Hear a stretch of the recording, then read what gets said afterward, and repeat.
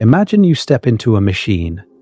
The machine scans every atom in your body, all 7 octillion of them, records their exact position, their exact momentum, their exact chemical state.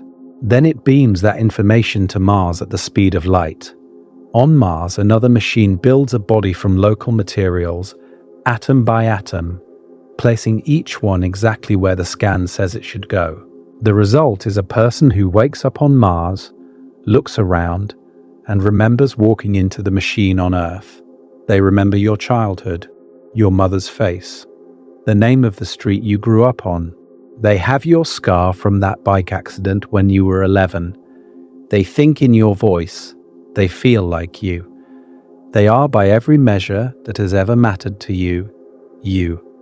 Now here is the part that should change the way you think about the rest of your life. The machine malfunctions. It was supposed to destroy the original body on Earth after scanning. It did not. You are still standing in the booth. And the copy on Mars is also standing in a booth. Both of you remember the same life. Both of you feel with absolute certainty that you are the real one. Which one is you?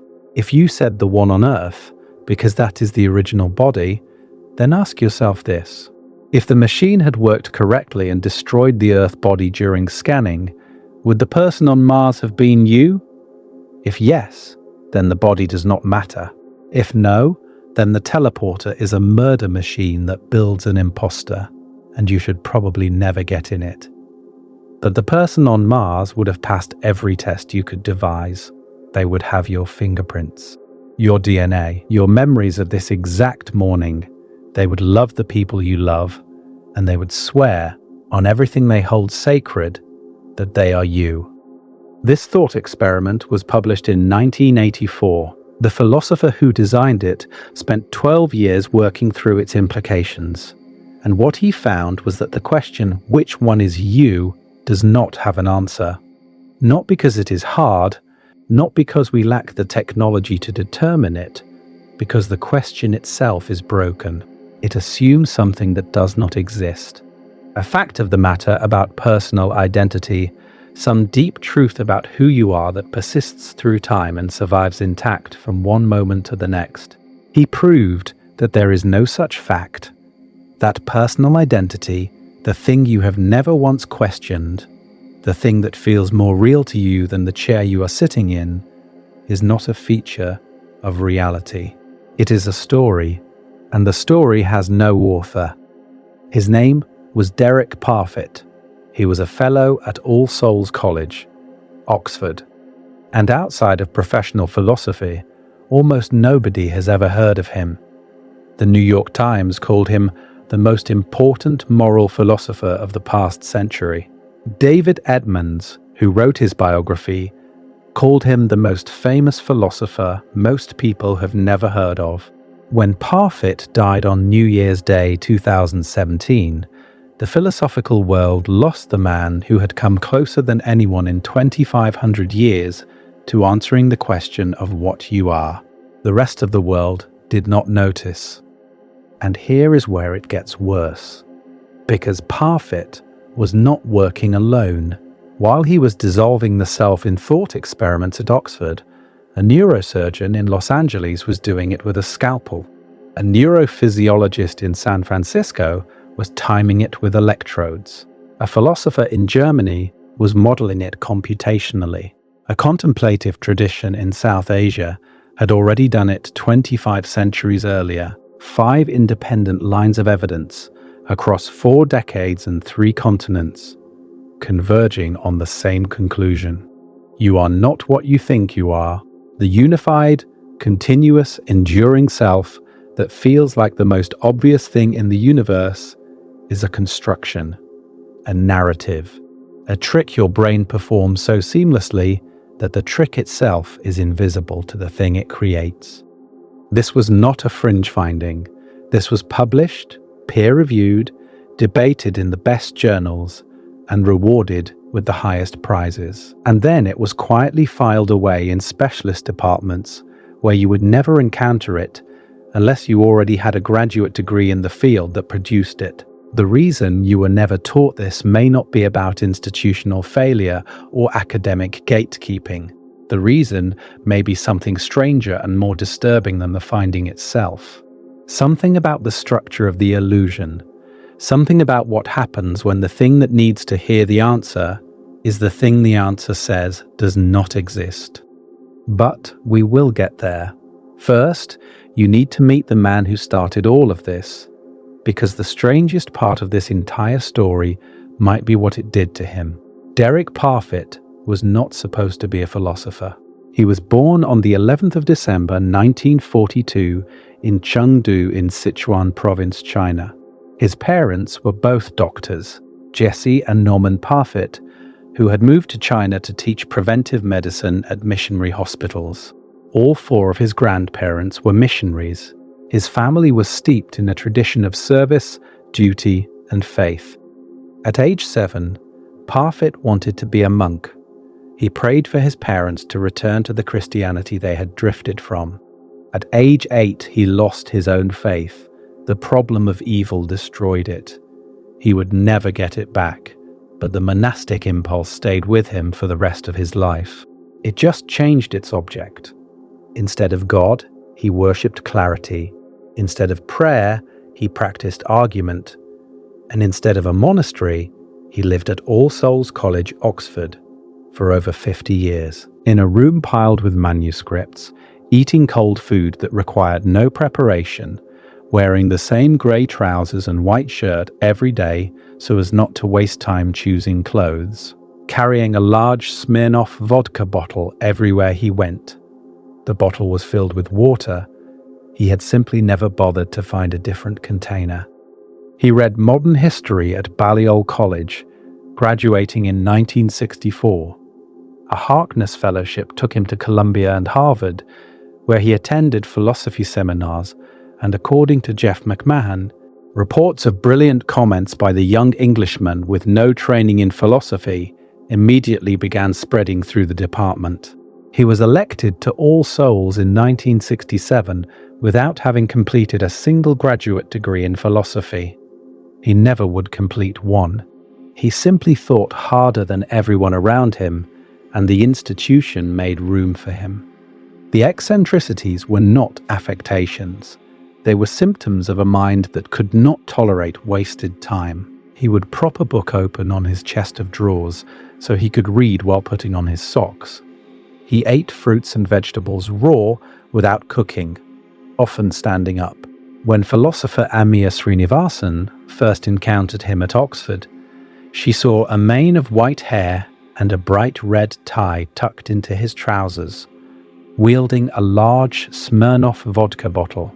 Despite these habits, he was spectacularly generous with other people's work. He would return massive, closely written responses to manuscripts within hours, he once said, with a sincerity that people who knew him say was total. "I just cannot believe that anyone deserves to suffer."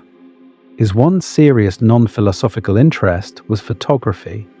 He photographed buildings in Venice and St. Petersburg, the only two cities he considered worth visiting. He went to both every year. His photographs appear on the covers of all four of his books. He once got frostbite in St. Petersburg waiting for the light to be right. A local started rubbing snow on his face to treat the frostbite, and Parfit, not understanding, thought he was being attacked. But in his later years, he abandoned photography entirely. The reason was terrifying in its simplicity. He was afraid he might not live long enough to finish his philosophical work. The man who had argued more persuasively than anyone alive that personal identity does not matter was desperate to squeeze every second out of his own particular, individual, unrepeatable life. Remember that. It is going to matter later. The book was called Reasons and Persons. It was published on the 12th of April, 1984. Parfit had worked on it for more than 12 years. Photocopied typescripts of the manuscript had been circulating in philosophy departments since the mid-70s, generating a level of anticipation that does not normally attach to books about metaphysics. The book has 4 parts. The third part, on personal identity, is the one that concerns you. Parfit's argument proceeds in stages, and each stage removes something you thought was load-bearing. First, he establishes the two traditional theories of personal identity. The physical theory says you are your body, specifically your brain. You are the same person tomorrow as today because you have the same brain. The psychological theory, dating back to John Locke in 1694, says you are your memories, your personality, your psychological connections. You are the same person tomorrow because you remember today and carry forward the same beliefs, desires, and character traits. Then he shows that both theories break. The physical theory fails because of the fission case. Imagine your brain is split in half and each hemisphere is transplanted into a different body. Each resulting person wakes up with your memories and your personality because both hemispheres carried enough neural redundancy to reconstruct the full pattern. Which one is you? You cannot be both because identity is a one-to-one relation. You cannot pick one over the other because they are symmetrical. And saying you are neither seems wrong because both are as psychologically continuous with you as you are with yourself, from one day to the next. The psychological theory fails for a different reason. Locke said you are the same person as your past self if and only if you can remember being that past self. Thomas Reid, in 1785, demolished this with the brave officer paradox. A boy is flogged at school. The boy grows up to become an officer who remembers the flogging. The officer grows up to become a general who remembers being the officer but does not remember the flogging. By Locke's theory, the general is the same person as the officer, and the officer is the same person as the boy, but the general is not the same person as the boy. Identity is supposed to be transitive. If A equals B and B equals C, then A must equal C. Locke's theory violates transitivity, which means it is not really a theory of identity at all. Parfit's solution was radical. He said both sides are wrong because both sides are trying to find a fact where no fact exists. Personal identity is not what matters in survival. What matters is what he called relation R, psychological connectedness, the direct links like specific memories, intentions, beliefs, desires, and character traits, plus psychological continuity, the overlapping chains of those connections over time. Relation R can come apart from identity. In the fission case, both resulting people have relation R to you. Neither is identical to you. But both have everything that matters. You should care about them the way you care about your future self, because the relation that grounds that care is present in both. This sounds abstract until you feel what it means. Parfit compared persons to nations. Nobody thinks there is a further fact about whether France exists beyond the existence of its citizens, its territory, its institutions, its culture. France is not a separately existing entity hovering above the French people. It is a convenient label for a complex web of relations. Parfit said, you are the same kind of thing. There is no you beyond the brain, the body, and the stream of mental events. There is no further fact. There is no deep truth about who you are that could settle the teleporter question. The question has no answer because there is nothing there to answer it about. And then he described what it felt like to accept this. Before he changed his view, he wrote, his life felt like a glass tunnel.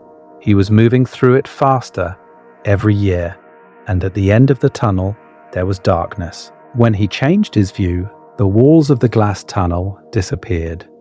He now lived, he said, in the open air.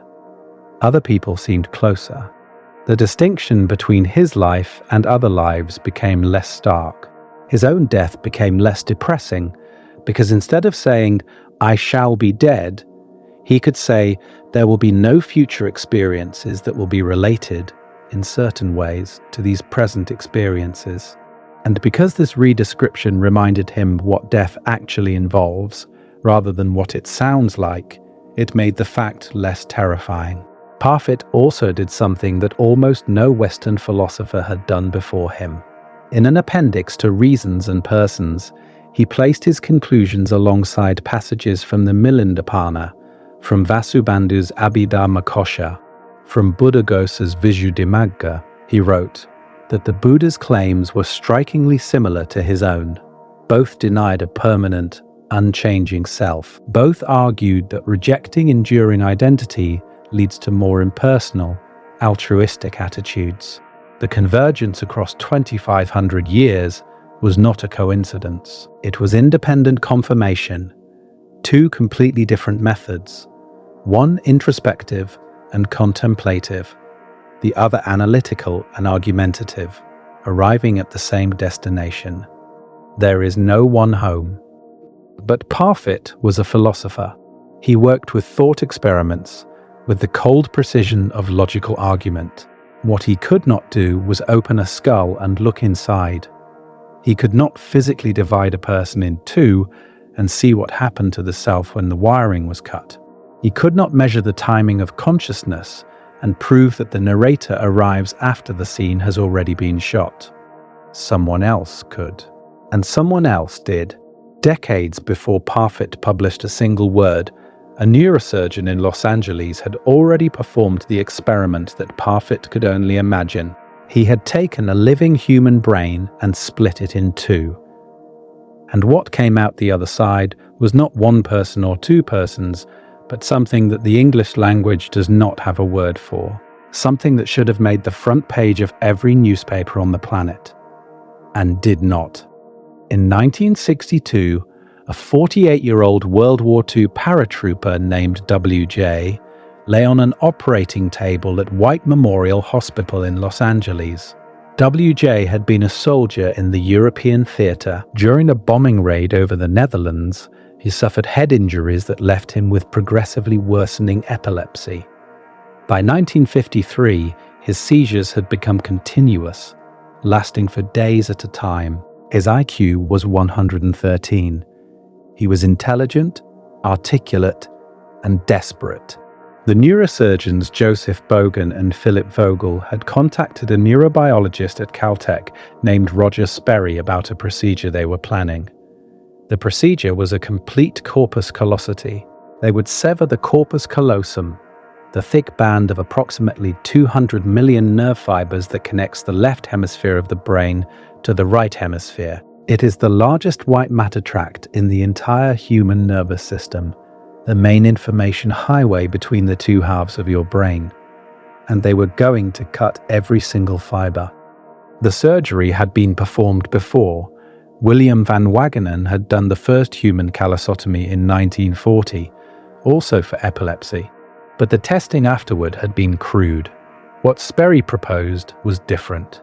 He wanted to design experiments that would reveal what each hemisphere could do independently, now that they could no longer communicate, and he assigned the job of testing patient WJ to his graduate student, a 22-year-old named Michael Gazzaniga, who got the assignment for a reason that borders on comedic. In Gazzaniga's own telling, everybody else in the lab was busy. The surgery worked. WJ's seizures stopped, and WJ reported feeling no different. That last detail is the one you need to sit with. The most radical neurological alteration of selfhood in medical history, 200 million connections severed, the two halves of the brain permanently isolated from each other, and the patient noticed nothing. But the experiments noticed everything. Sperry and Gazzaniga devised an elegantly simple setup. A screen was placed in front of the patient with a fixation point in the center.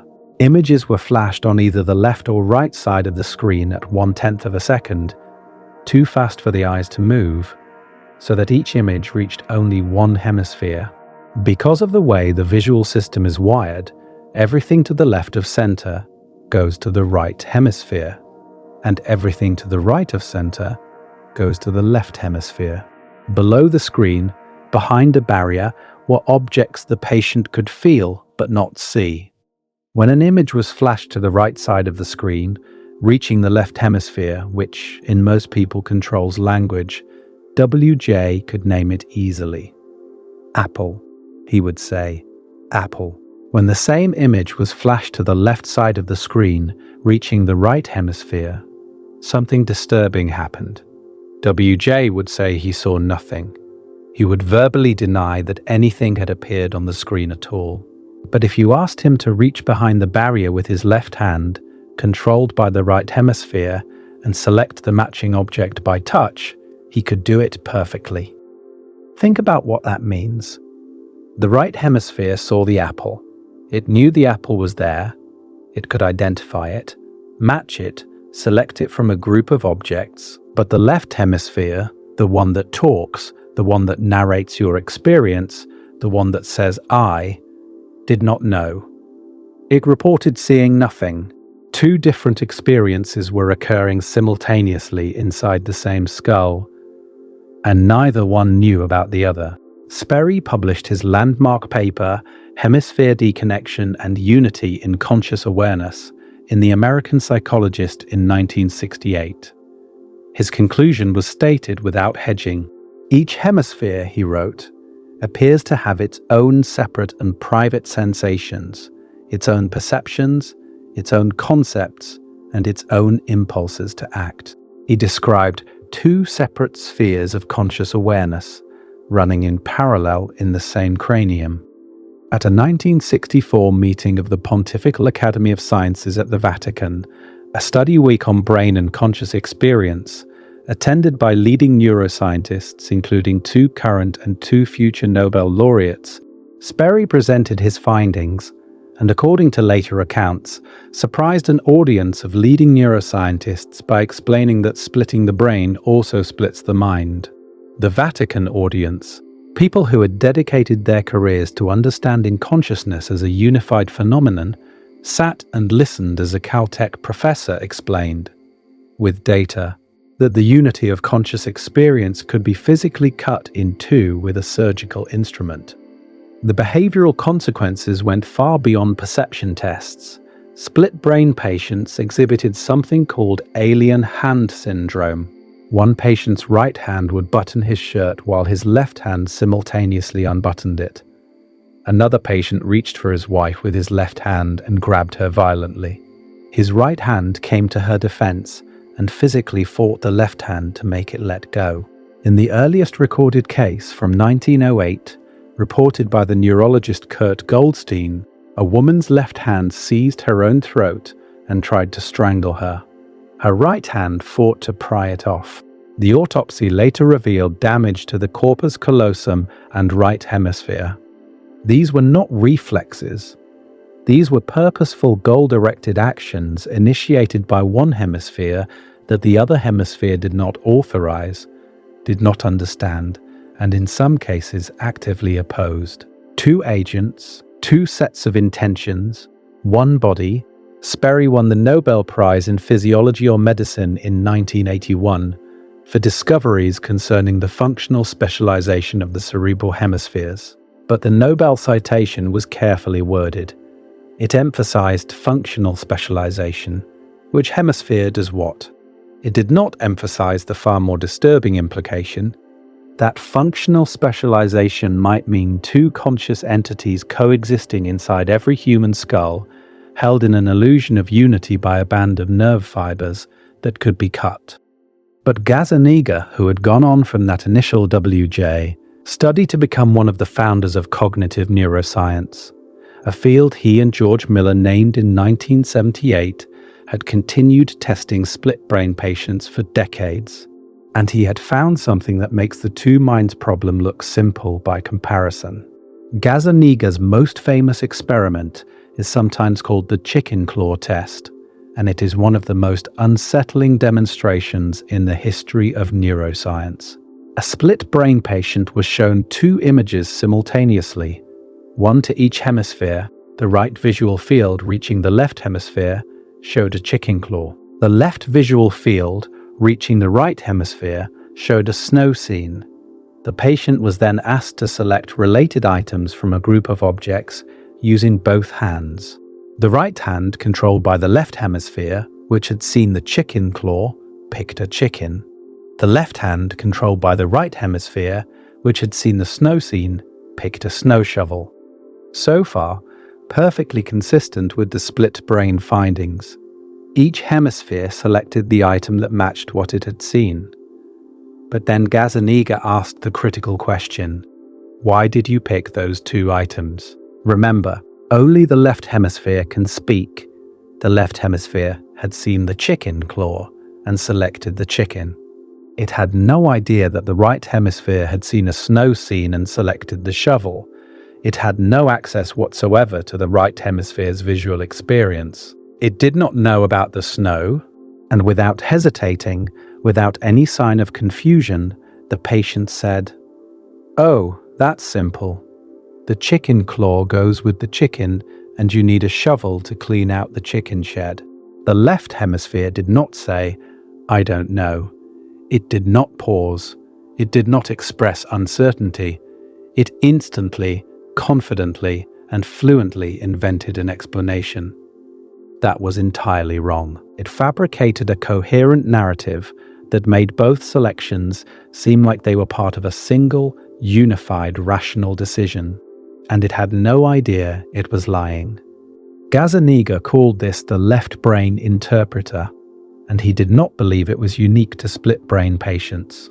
He argued it is a universal feature of the human brain.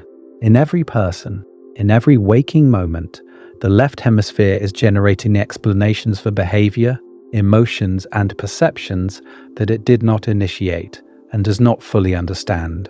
It takes whatever information is available and constructs a story, a plausible, convincing first-person story. And that story is what you experience as yourself. He demonstrated this again and again. In another experiment, the word walk was flashed to a patient's right hemisphere only. The patient stood up and began walking out of the room. When Gazzaniga asked why he was getting up, the patient's left hemisphere, which had not seen the word, said, "I'm going to get a Coke." Not, "I don't know." Not, "Something made me stand up." A fully formed, perfectly reasonable explanation for behavior it had no part in initiating.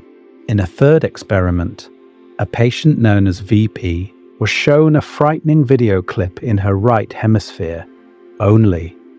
The emotional response, fear, transferred subcortically through pathways that had not been severed. VP's left hemisphere felt the fear but had no idea what had caused it. When asked how she felt, she said, "I feel jumpy. I think maybe I don't like this room. Or maybe it's you. I know I like Dr. Gazzaniga, but right now I'm scared of him for some reason." Her interpreter, cut off from the cause of the fear, generated an explanation by scanning the immediate environment and attributing the feeling to the nearest plausible source.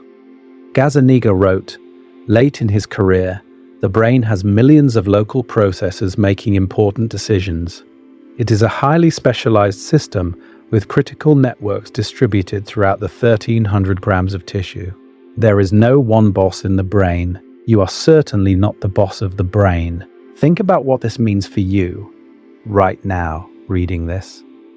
The voice in your head that feels like it is you, the narrator that says, 'I think, and I want, and I decided,' is not the decision maker.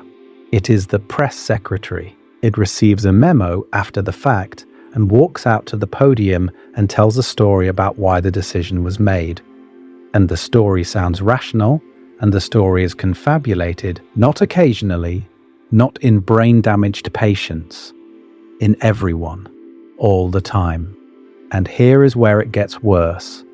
Because in 2017, a team led by Jair Pinto at the University of Amsterdam published a paper in the journal Brain that challenged the entire framework Sperry and Gazzaniga had built. Pinto studied two split-brain patients, known as DDC and DDV, who had radiologically confirmed complete callosal transection. These patients had been living with severed corpora callosa for 10 to 23 years. Pinto replicated the classical finding. Perception was split. Stimuli presented to one visual field could not be compared with stimuli in the other. The two hemispheres could not share perceptual information. So far, consistent with everything Sperry had found. But then Pinto tested something different. He asked whether each hemisphere had full conscious awareness of stimuli presented to either visual field, regardless of how the patient was asked to respond. And both patients showed above chance accuracy across all response types, left hand, right hand, or verbal, for stimuli in both visual fields. Both patients reported experiencing no change in the unity of their conscious experience since the surgery. Pinto concluded that although the two hemispheres are completely insulated from each other, the brain as a whole is still able to produce only one conscious agent. Only about 1,500 subcortical axons remain after callosotomy out of the 200 million that were cut. A 99.999% disconnection, and consciousness by Pinto's data remained unified. A collective review published in 2020 by Dehan and colleagues in Neuropsychological Review concluded that the body of evidence is insufficient to answer whether one or two conscious agents remain in split brain patients. The debate between the Amsterdam group and the Gazzaniga group is ongoing. It has not been resolved, and this is the moment where you need to understand that both answers are devastating. If Sperry and Gazzaniga are right, there are two conscious entities inside your skull right now, and the one that is reading this sentence is the narrator, the interpreter, the one whose job is to make up plausible stories about what the other one is doing. If Pinto is right, then consciousness is so resilient that it survives the destruction of 99.999% of the connections between hemispheres, which means it was never built from those connections in the first place. And the architecture you thought was generating your unified experience is not what is generating it at all. Either the self can be doubled, or the self has nothing to do with the wiring. Either there are two of you and neither knows it, or the unity you feel is produced by something so deep, so independent of cortical architecture, that cutting 200 million fibers does not even scratch it. Neither answer tells you who you are. Both answers tell you that the question is wrong. So the interpreter in your left hemisphere is a liar. It fabricates explanations for behavior it did not initiate. It constructs a narrative of unified agency out of fragments it cannot see. It does this instantly, fluently, and without any awareness that it is doing it. And you experience the output of this fabrication as yourself. But this raises a question that is worse than any question the split brain experiments could answer on their own. If the interpreter is narrating, if it is constructing the story after the fact, then when exactly does the story get written? When does the narrator find out what happened?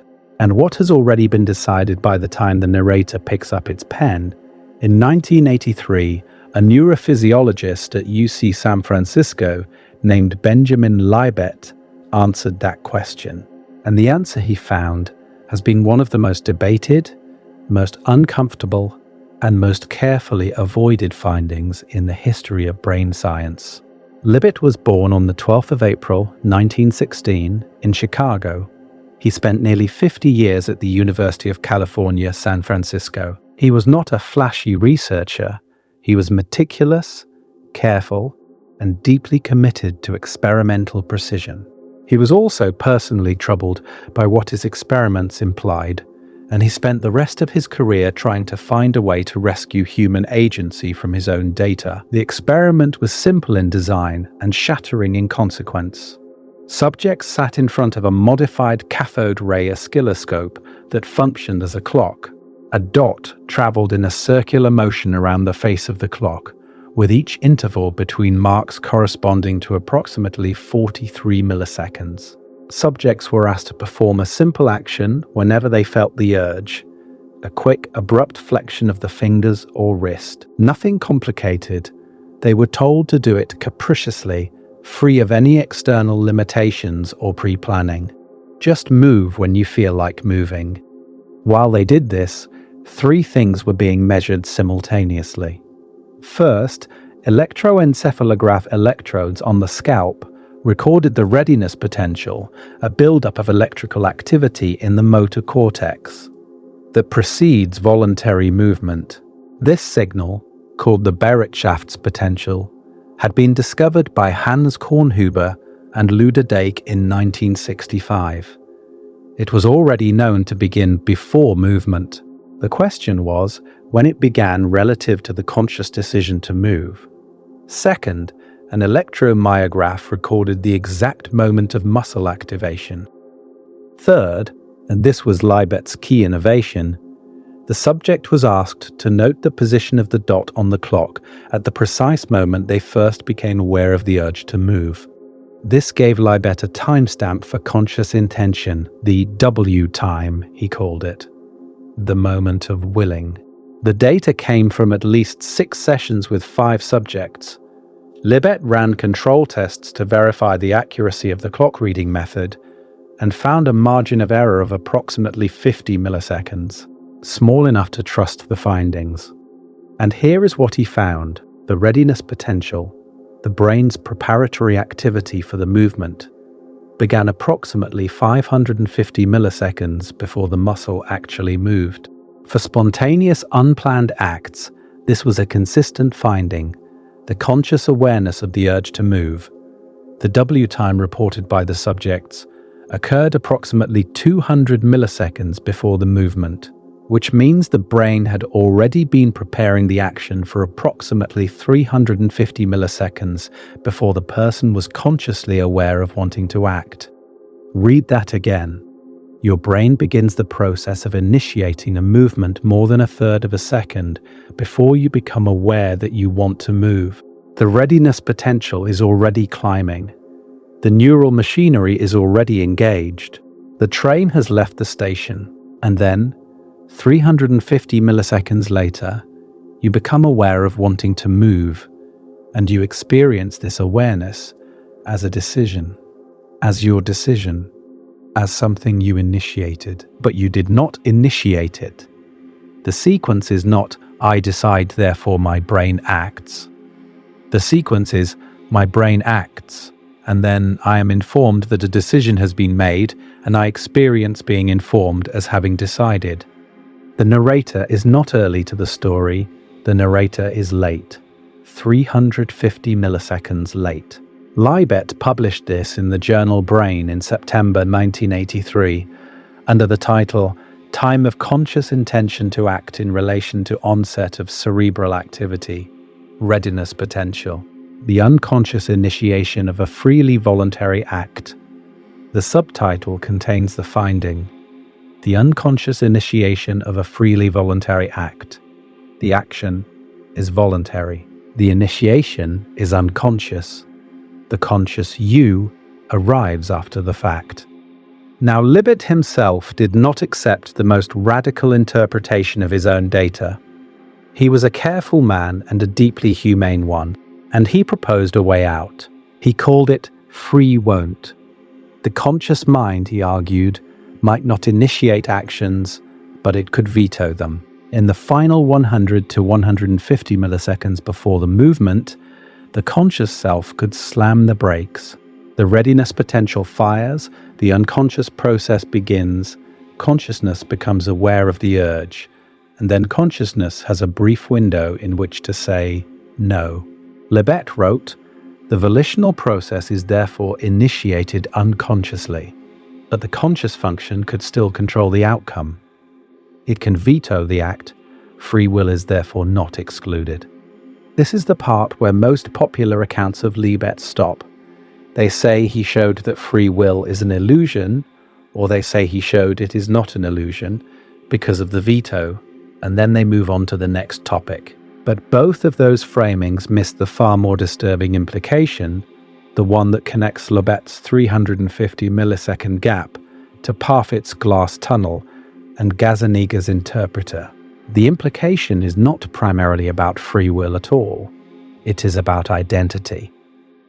If the conscious self does not initiate action, if the conscious self arrives after the neural processes that generate behavior have already begun, then what is the conscious self? It is not the author. It is not the decider.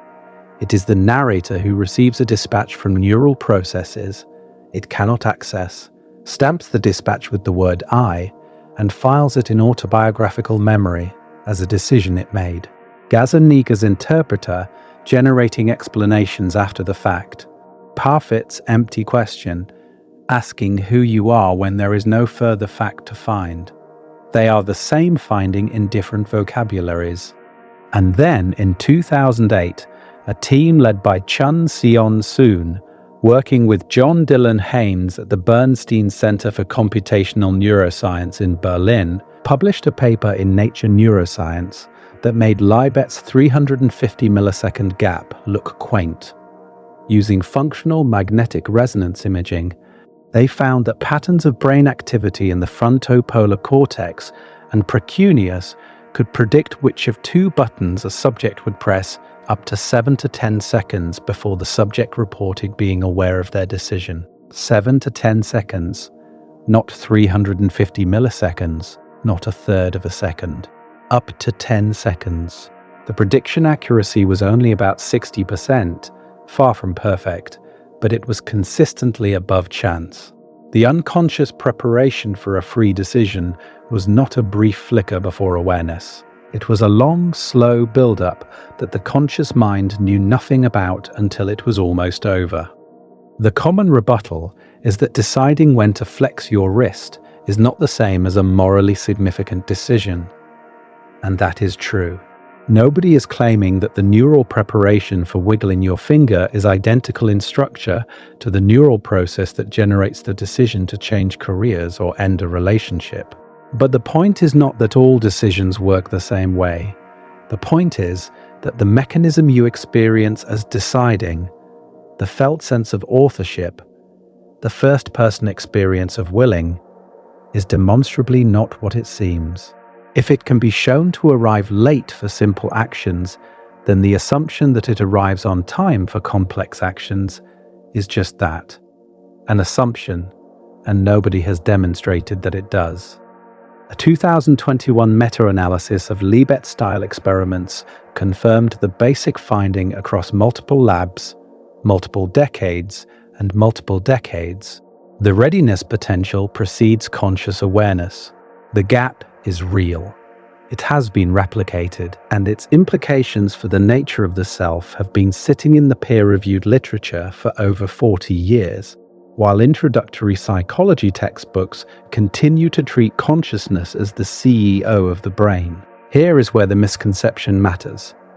Libet did not prove that free will does not exist. He proposed the veto, and he believed his results were compatible with human agency.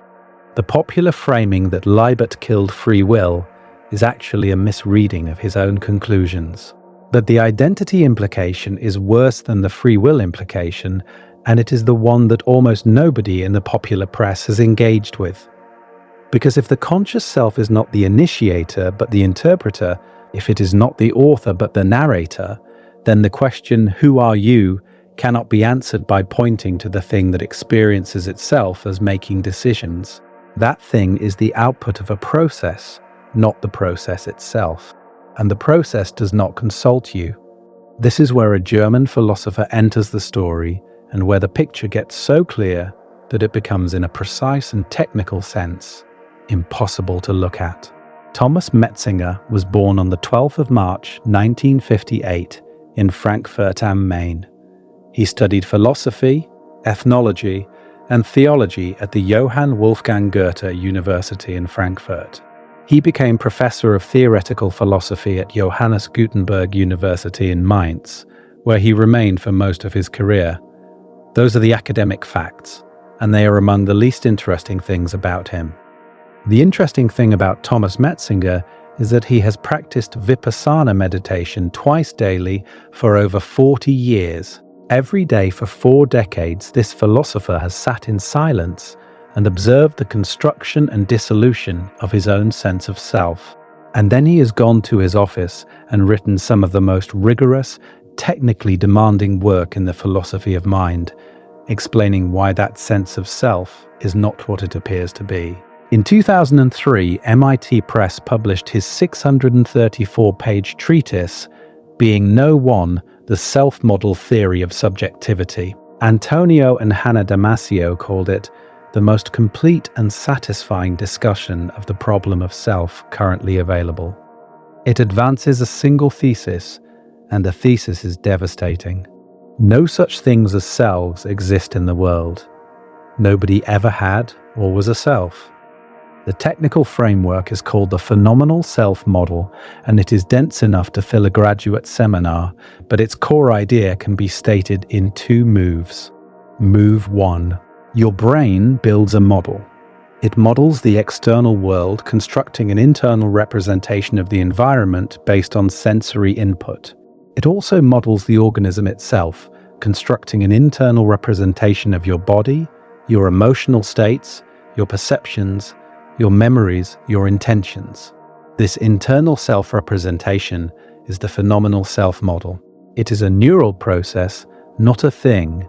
It is the brain's best guess about the state of the organism that houses it. Move 2.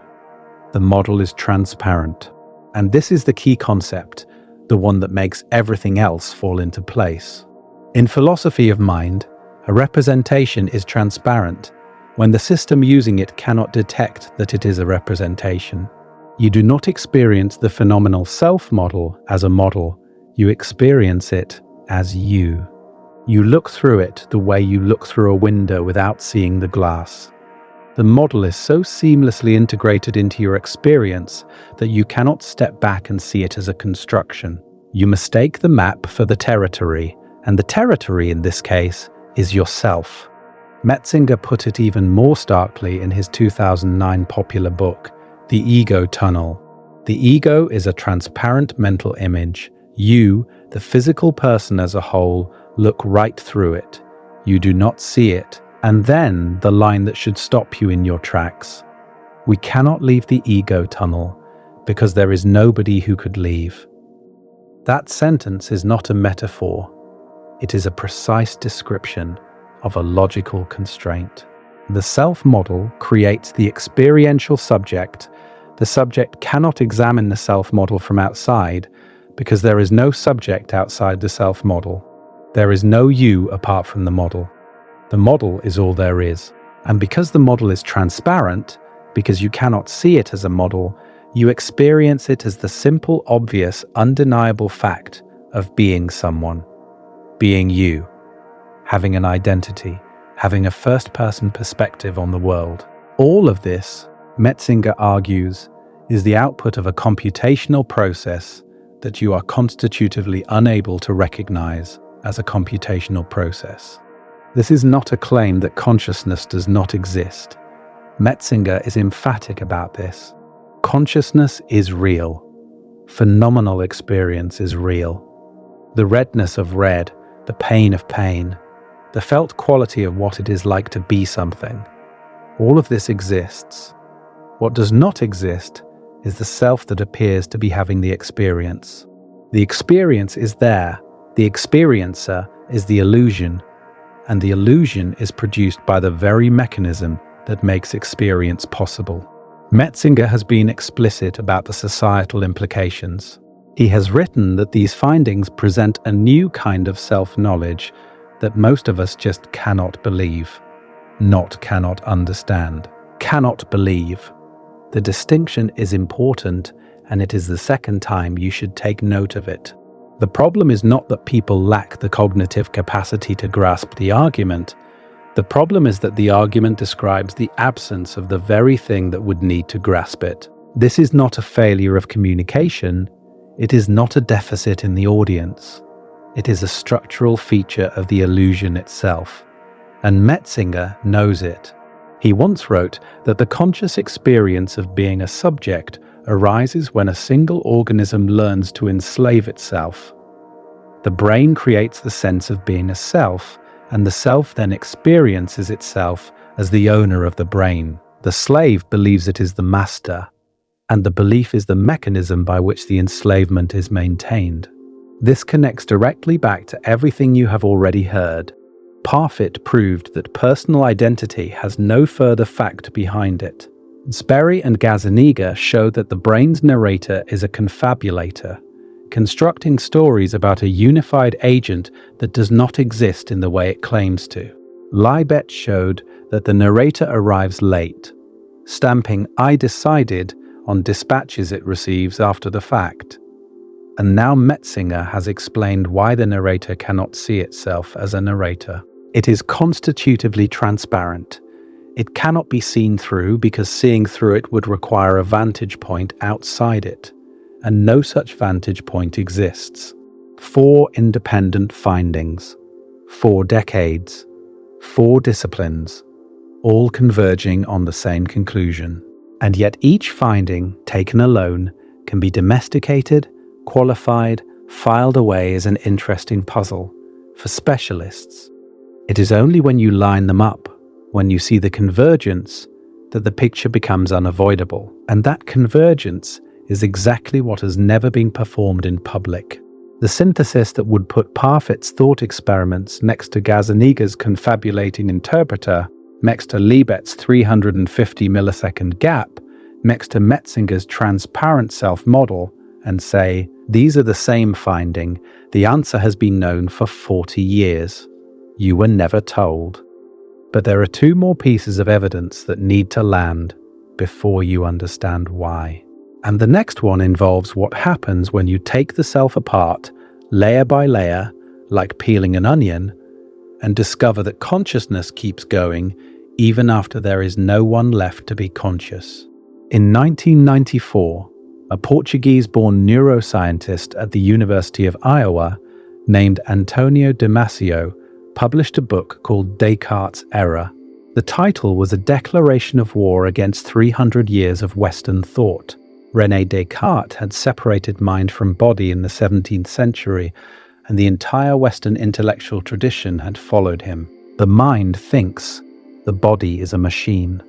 The self is the thinking thing. Damasio's book argued that this division was not just wrong, but catastrophically wrong. And he had a patient to prove it. The patient's name in the literature is Eliot. Before his surgery, Eliot was a successful professional, a good husband, a competent father, a person whose life worked. Then a meningioma, a benign tumor, growing from the tissue surrounding the brain, compressed his frontal lobes. Surgery removed the tumor and parts of both frontal lobes with it. Eliot survived. His IQ remained above average. He performed normally on every standard neuropsychological test. He could reason, he could analyze, he could discuss the pros and cons of any decision with perfect clarity. And he could not decide anything. Eliot would spend half an hour deliberating about whether to use a blue pen or a black pen. He could not choose a restaurant for lunch. He could not commit to an appointment time. He would analyze a decision endlessly, weighing every factor with crystalline intelligence, and then sit paralyzed. He lost his job.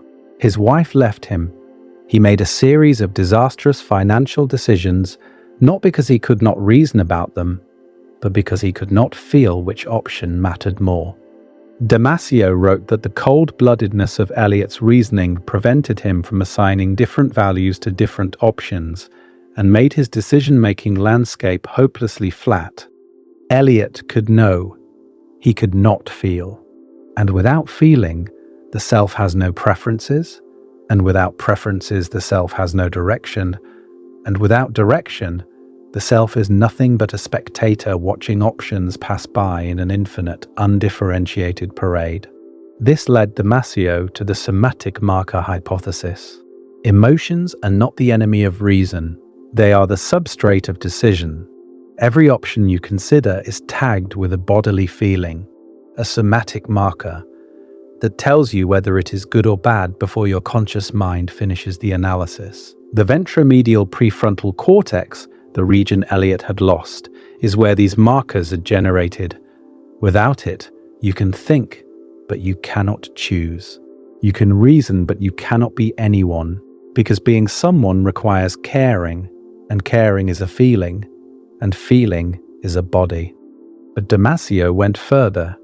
Across 3 books, Descartes' error in 1994, the feeling of what happens in 1990, and self comes to mind in 2010.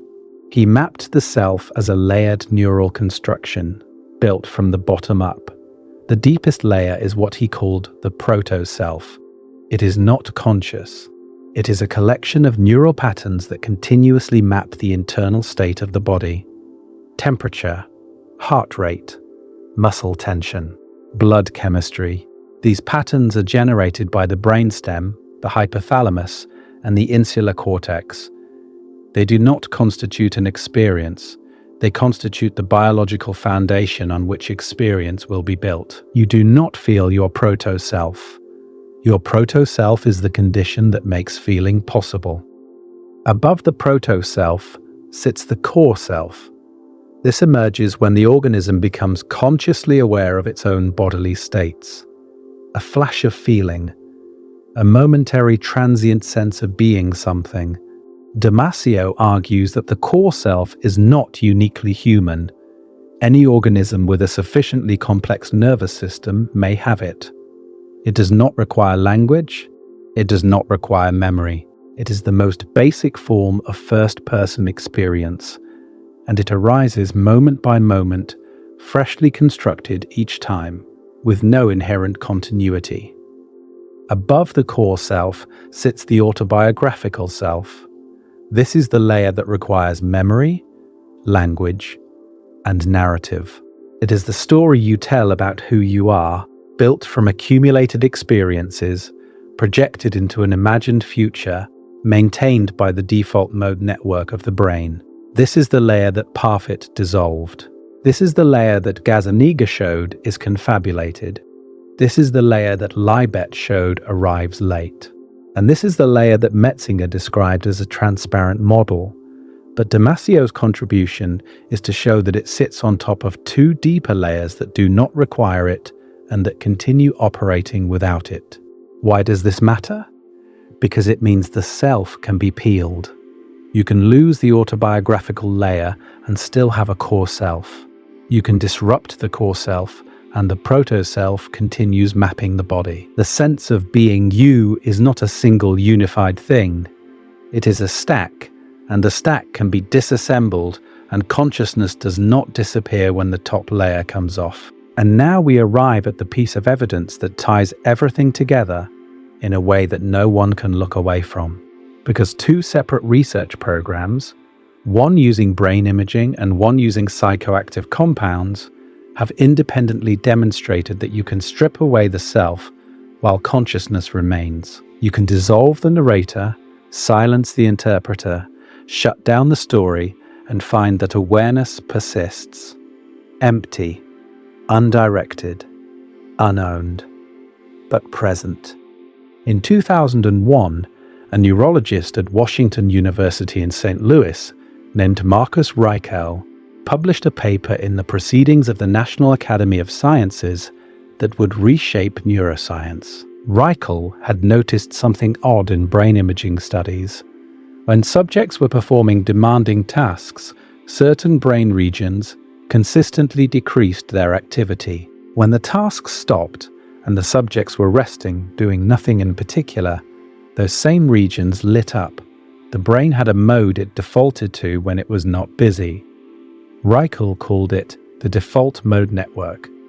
The regions involved are the medial prefrontal cortex, the posterior cingulate cortex, and precuneus, the inferior parietal lobule, and the medial temporal lobes. They are bilateral and symmetrical.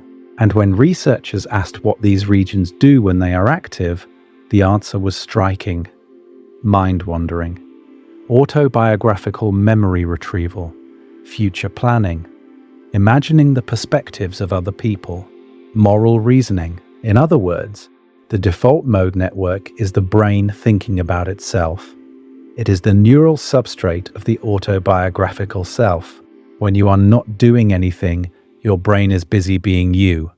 Yvonne Chalene and colleagues at Washington University confirmed in 2009 that the default mode network is characterized by functions that are collectively of a self-referential nature. Vinod Menon, writing in 2023, argued that the network integrates and broadcasts memory, language, and semantic representations to create a coherent internal narrative reflecting our individual experiences. This narrative is central to the construction of a sense of self. Think about what that means. There is a specific identifiable network of brain regions whose job is to construct the narrative of you. When those regions are active, you are thinking about yourself, remembering your past, imagining your future, modeling the minds of other people in relation to your own. When those regions go quiet, the narrative fades. And now ask yourself what would happen if you could suppress that network while the person remained conscious. What would happen to the self if you turned off the machine that builds it but left the lights on? Robin Carhart-Harris, then at Imperial College London, now at UC San Francisco, answered this question. In a series of studies beginning around 2012, he used brain imaging to examine the effects of LSD, psilocybin, and other psychedelic compounds on the default mode network. What he found was that psychedelics dramatically suppressed default mode network activity. The medial prefrontal cortex and the posterior cingulate cortex, the two hubs of the self network, became decoupled from each other. The narrative machinery broke down, and the result, reported consistently by subjects across multiple studies, was ego dissolution. The boundaries of the self became blurred or disappeared. Subjects reported that the distinction between themselves and the external world softened or vanished. They described awareness without an owner, consciousness without a center, experience without an experiencer. And they were not unconscious. They were not in a coma. They were profoundly, vividly, overwhelmingly conscious. In some cases, subjects described the experience as among the most significant of their lives.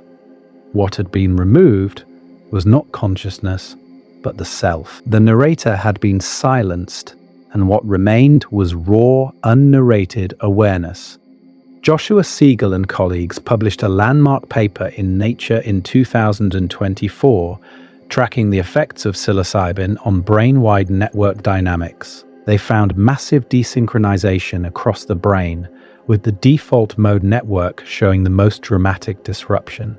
The self network did not just quiet down, it lost its coherence entirely, its constituent regions falling out of their normal coordinated rhythm. And yet the subjects were awake, aware, responsive, and capable of reporting their experience. This is the finding that makes the convergence undeniable. Parfit argued philosophically that personal identity is not what matters. Sperry split the brain and found two minds. Gazzaniga found the interpreter confabulating stories. Libet found the narrator arriving late. Metzinger described the model and explained why it is invisible. Damasio mapped the layers and showed they can be peeled apart. And now the psychedelic research has performed the most direct demonstration possible. Turn off the self network and the self disappears, but consciousness does not. The self and consciousness are separable. This is no longer a philosophical argument. It is a pharmacological fact. And it means the self is not what you thought it was. It is not the foundation of experience. It is not the ground floor. It is a feature, an application, something that runs on top of consciousness the way a word processor runs on top of an operating system. And like an application, it can be closed, and the operating system keeps running. Here is the misconception that needs correcting. The popular belief about psychedelics is that they expand consciousness. Magazine covers use that language. The counterculture used that language. It is backwards. Psychedelics do not expand consciousness. They contract the self-model. They suppress the default mode network, the machinery that narrows your experience into a first-person narrative.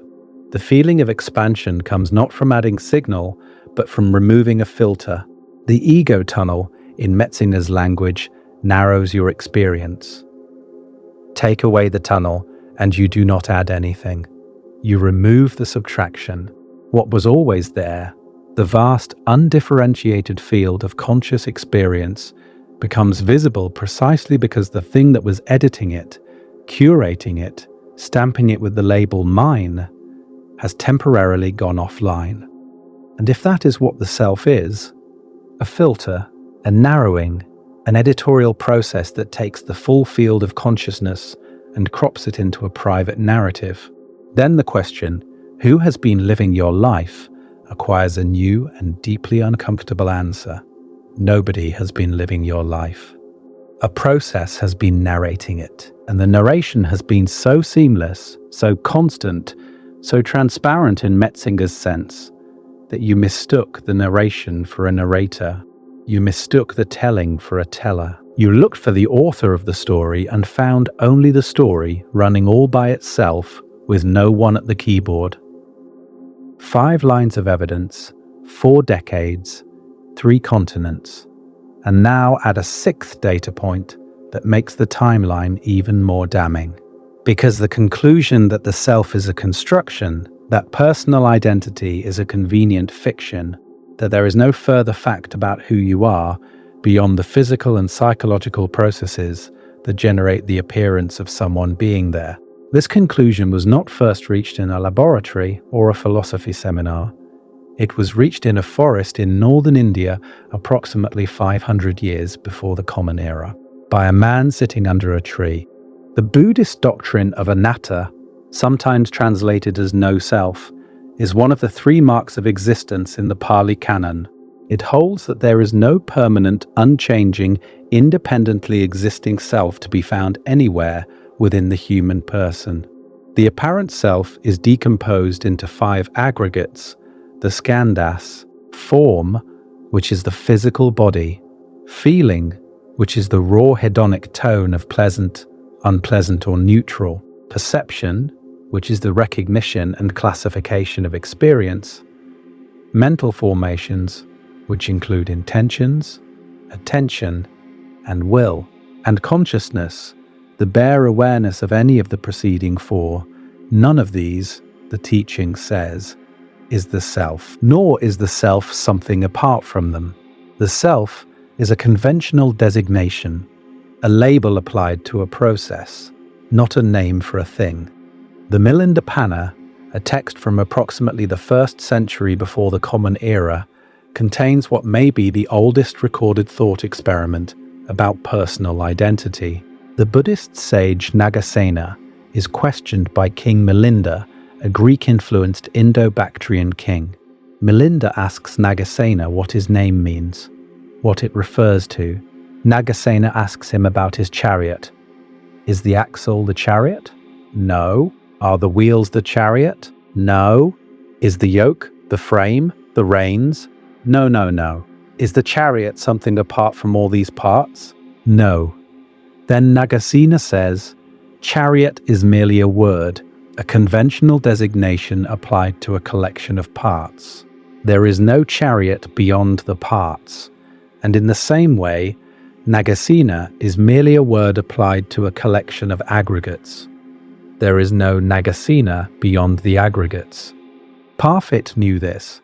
He placed Buddhist texts alongside his own arguments in the appendix to Reasons and Persons and wrote that the Buddha's claims were strikingly similar to his own conclusions. Mark Sideritz, a philosopher at Seoul National University, published Personal Identity and Buddhist Philosophy, Empty Persons in 2003, the same year Metzinger published Being No One, arguing systematically that the Abhidharma tradition and Parfit's reductionism converge not just in their conclusions, but in their logical structure. Both deny a further fact of selfhood. Both decompose the person into impersonal constituents. Both argue that the dissolution of the self, rather than being nihilistic, is liberating. David Hume, the Scottish philosopher, arrived at the same place through pure introspection in 1739, 245 years before Parfit, and roughly 2300 years after the Buddha. In A Treatise of Human Nature, Book 1, Part 4, Section 6, Hume wrote what may be the most famous passage in the Western philosophy of personal identity. When I enter most intimately into what I call myself, I always stumble on some particular perception or other of heat or cold, light or shade, love or hatred, pain or pleasure. I never can catch myself at any time without a perception, and never can observe anything but the perception. His conclusion was that we are nothing but a bundle or collection of different perceptions which succeed each other with an inconceivable rapidity and are in a perpetual flux and movement. He compared the mind to a theatre, but then he immediately warned that there is no stage, there is no theatre separate from the perceptions. The metaphor of the theatre is already too generous because it smuggles in a viewing space, a location, a container, and there is no container. There are just the perceptions arising and passing away, and the word I is the label we attach to the stream without anything behind the label. 2,500 years, across languages, across cultures, across methodologies, introspection, argument, surgery, electrodes, brain scans, psychoactive compounds, and meditation, all arriving at the same place. There is no self, there is no further fact, there is no one home, and nobody told you that absence is not accidental. It is not an oversight, and it is not, despite how it might feel right now, a conspiracy. It is something more interesting and more difficult to accept than a conspiracy, because a conspiracy could be fixed. You could expose it, you could demand reform, you could march on the institutions that suppress the truth and force them to teach it. But the reason this convergence has never been synthesized in public, the reason 5 independent lines of evidence reaching the same conclusion across 4 decades have never been presented together on a screen or in a classroom and allowed to land with their full cumulative force, is not that someone decided to hide it. It is that the thing the findings dissolve is the same thing that would need to absorb them. Think about that for a moment. Really think about it, not as an abstraction, as a description of the world you are currently living in. The entire legal system of every Western democracy is built on the premise that you are a unified, continuous, responsible agent. Criminal law assumes that the person who committed the crime is the same person standing in the courtroom, that the entity that formed the intention, carried out the act, and now faces judgment is a single enduring someone. Mens rea, the guilty mind, requires that a mind existed at the time of the act, that the same mind persists at the time of trial, and that the person can be held accountable because they are the same person who did the thing. If Parfit is right, if personal identity is not a further fact, if the relation between the person in the courtroom and the person at the crime scene is a matter of degree rather than all or nothing, then the foundation of criminal responsibility becomes incoherent. Not wrong in some technical philosophical sense. Incoherent in the sense that the question, is this the same person, has no determinate answer, and the legal system requires one. Gazzaniga himself spent his later career worrying about exactly this. He published a book in 2005 called The Ethical Brain, in which he confronted the implications of his own interpreter research for the legal system.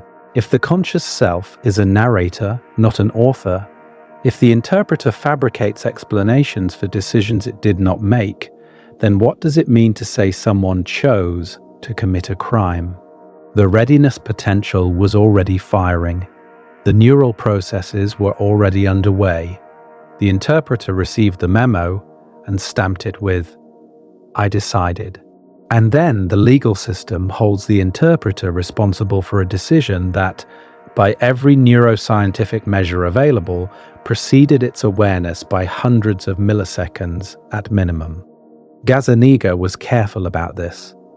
He did not argue that neuroscience should abolish criminal responsibility. He argued instead that responsibility is a social concept, not a neurological one, and that the law operates at a different level of description than neuroscience. But the anxiety was visible. He wrote that "my brain made me do it" threatens to become a universal defense, and that the neuroscience of the interpreter, if taken seriously by the courts, could dissolve the concept of personal responsibility entirely. He was not wrong to worry. A 2012 review by Owen Jones and colleagues in the Journal of the American Academy of Psychiatry and the Law documented the exponential growth of neuroscience-based arguments in criminal defense from the 1990s onward. The defense was no longer theoretical, it was in courtrooms. But the legal system is only the first layer. Think about what personal identity means for the economy.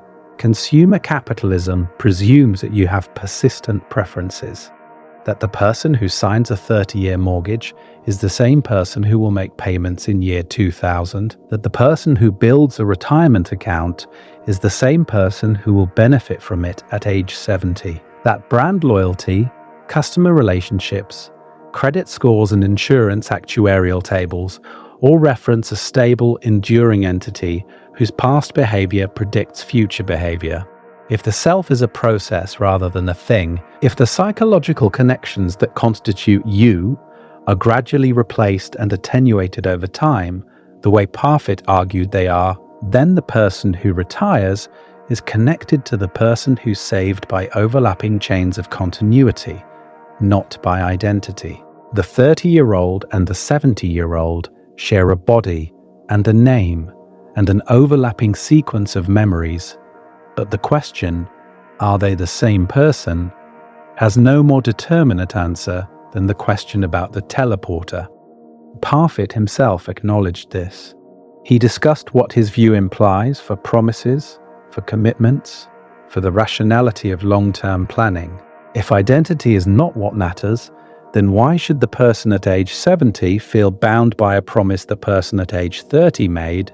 Parfit's answer was that relation R, psychological connectedness, and continuity provides reasons for caring, but those reasons diminish as connectedness weakens over time. You have stronger reason to care about your near future than your distant future because the psychological connections are denser. This is a reasonable philosophical position. It is also completely incompatible with the way every financial institution on the planet operates. Then there is the religious infrastructure. Every major Western religious tradition posits some version of an enduring self. Christianity has the immortal soul, created by God, persisting after death, judged for its earthly conduct, and either rewarded or punished for eternity. Judaism, in its mainstream rabbinic traditions, holds that the soul continues after death and awaits resurrection.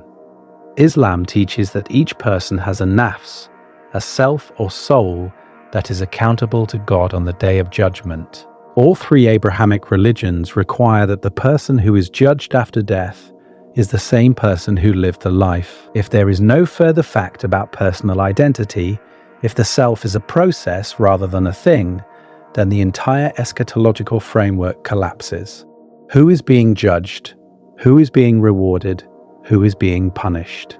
The conventional designation, the bundle of perceptions that happened to cohere for 70 or 80 years before dissolving. It is worth noting that Eastern religious traditions had no such problem. Buddhism built its entire soteriological framework on the absence of self. The point of the practice is to see through the illusion. Hinduism, despite its concept of Atman, developed the Advaita Vedanta tradition, which argues that the individual self is ultimately identical with Brahman, the impersonal absolute, and that the sense of individual identity is Maya, illusion. Confucian traditions in East Asia emphasize relational identity, the self constituted by its social roles and relationships, rather than an isolated, autonomous agent. The African philosophical concept of Ubuntu, expressed in the Zulu phrase Umuntu Ningumuntu Nagamtu, meaning roughly a person is a person through other persons, defines the self as fundamentally communal rather than individual. The resistance to no-self findings is not a human universal. It is a Western phenomenon rooted in specific theological, legal, and economic commitments that other civilizations did not make. The West built its institutional architecture on the assumption of an enduring, autonomous individual self. And now the West's own science says that self does not exist. This creates a problem that no amount of better science communication can solve. The findings are not difficult to explain. You just heard them explained. The Milinda Panna chariot analogy is 2,200 years old, and a child could follow it. Gazzaniga's interpreter experiments can be described in 2 paragraphs. Libet's 350 millisecond gap can be stated in a single sentence. The problem is not complexity. The problem is that every institution in Western civilization, every legal system, every religious tradition, every therapeutic practice, every educational framework, and every social interaction assumes the existence of the thing the findings say does not exist. Teaching this widely would not update a belief. It would dissolve the conceptual foundation on which the entire social order rests. This is not hyperbole.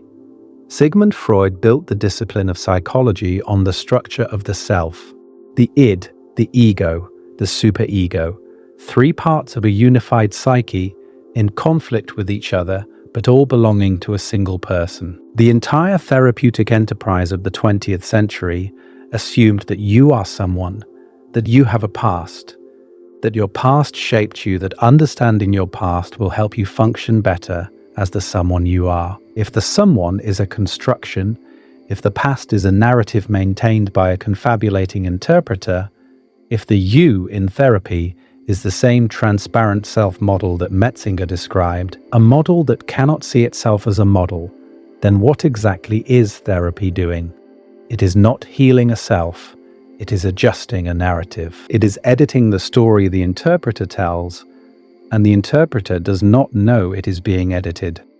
This is why psychology textbooks still teach consciousness as the executive function of the brain, not because the evidence supports it, but because the alternative, that consciousness is a narrator rather than an executive, would undermine the therapeutic relationship, the concept of personal growth, and the entire billion-dollar industry of self-help that depends on there being a self to help.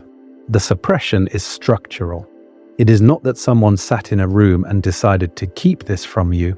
It is that the social systems you live inside are built out of the very thing the science dissolves. The legal system cannot function without a unified agent. The economy cannot function without persistent preferences. Religious institutions cannot function without an immortal soul. Psychology cannot function without a self to treat. Education cannot function without a learner who persists from the first day of school to the last. Asking any of these institutions to absorb the no-self findings would be asking them to absorb their own dissolution. And so instead, each finding was domesticated, filed in its own specialty, given its own narrow interpretation that avoided the convergence. Parfit's work was filed under analytic philosophy of personal identity, a subfield of metaphysics that most people have never heard of, and that philosophy departments themselves often treat as an esoteric puzzle rather than a description of reality. Peter Singer called Reasons and Persons the most important book in moral philosophy since Henry Sidgwick's The Methods of Ethics in 1874. Jeff McMahon called Parfit the most important philosopher of the past half-century. But importance within philosophy does not mean visibility outside it. Parfit himself described Reasons and Persons as a difficult book written for professional academic philosophers. It was, and it stayed there. The split brain research was filed under hemispheric specialization. In introductory neuroscience courses around the world, split brain patients are taught as evidence that the left brain handles language and the right brain handles spatial processing. This is true and entirely beside the point. The finding that cutting 200 million fibers might produce two conscious entities in one skull, that the unity of selfhood might be an artifact of bandwidth rather than a deep truth about consciousness, is either mentioned in a single sentence or not mentioned at all. The textbooks describe what each hemisphere does. They do not describe what it means for who you are. Libet's work was filed under the free will debate.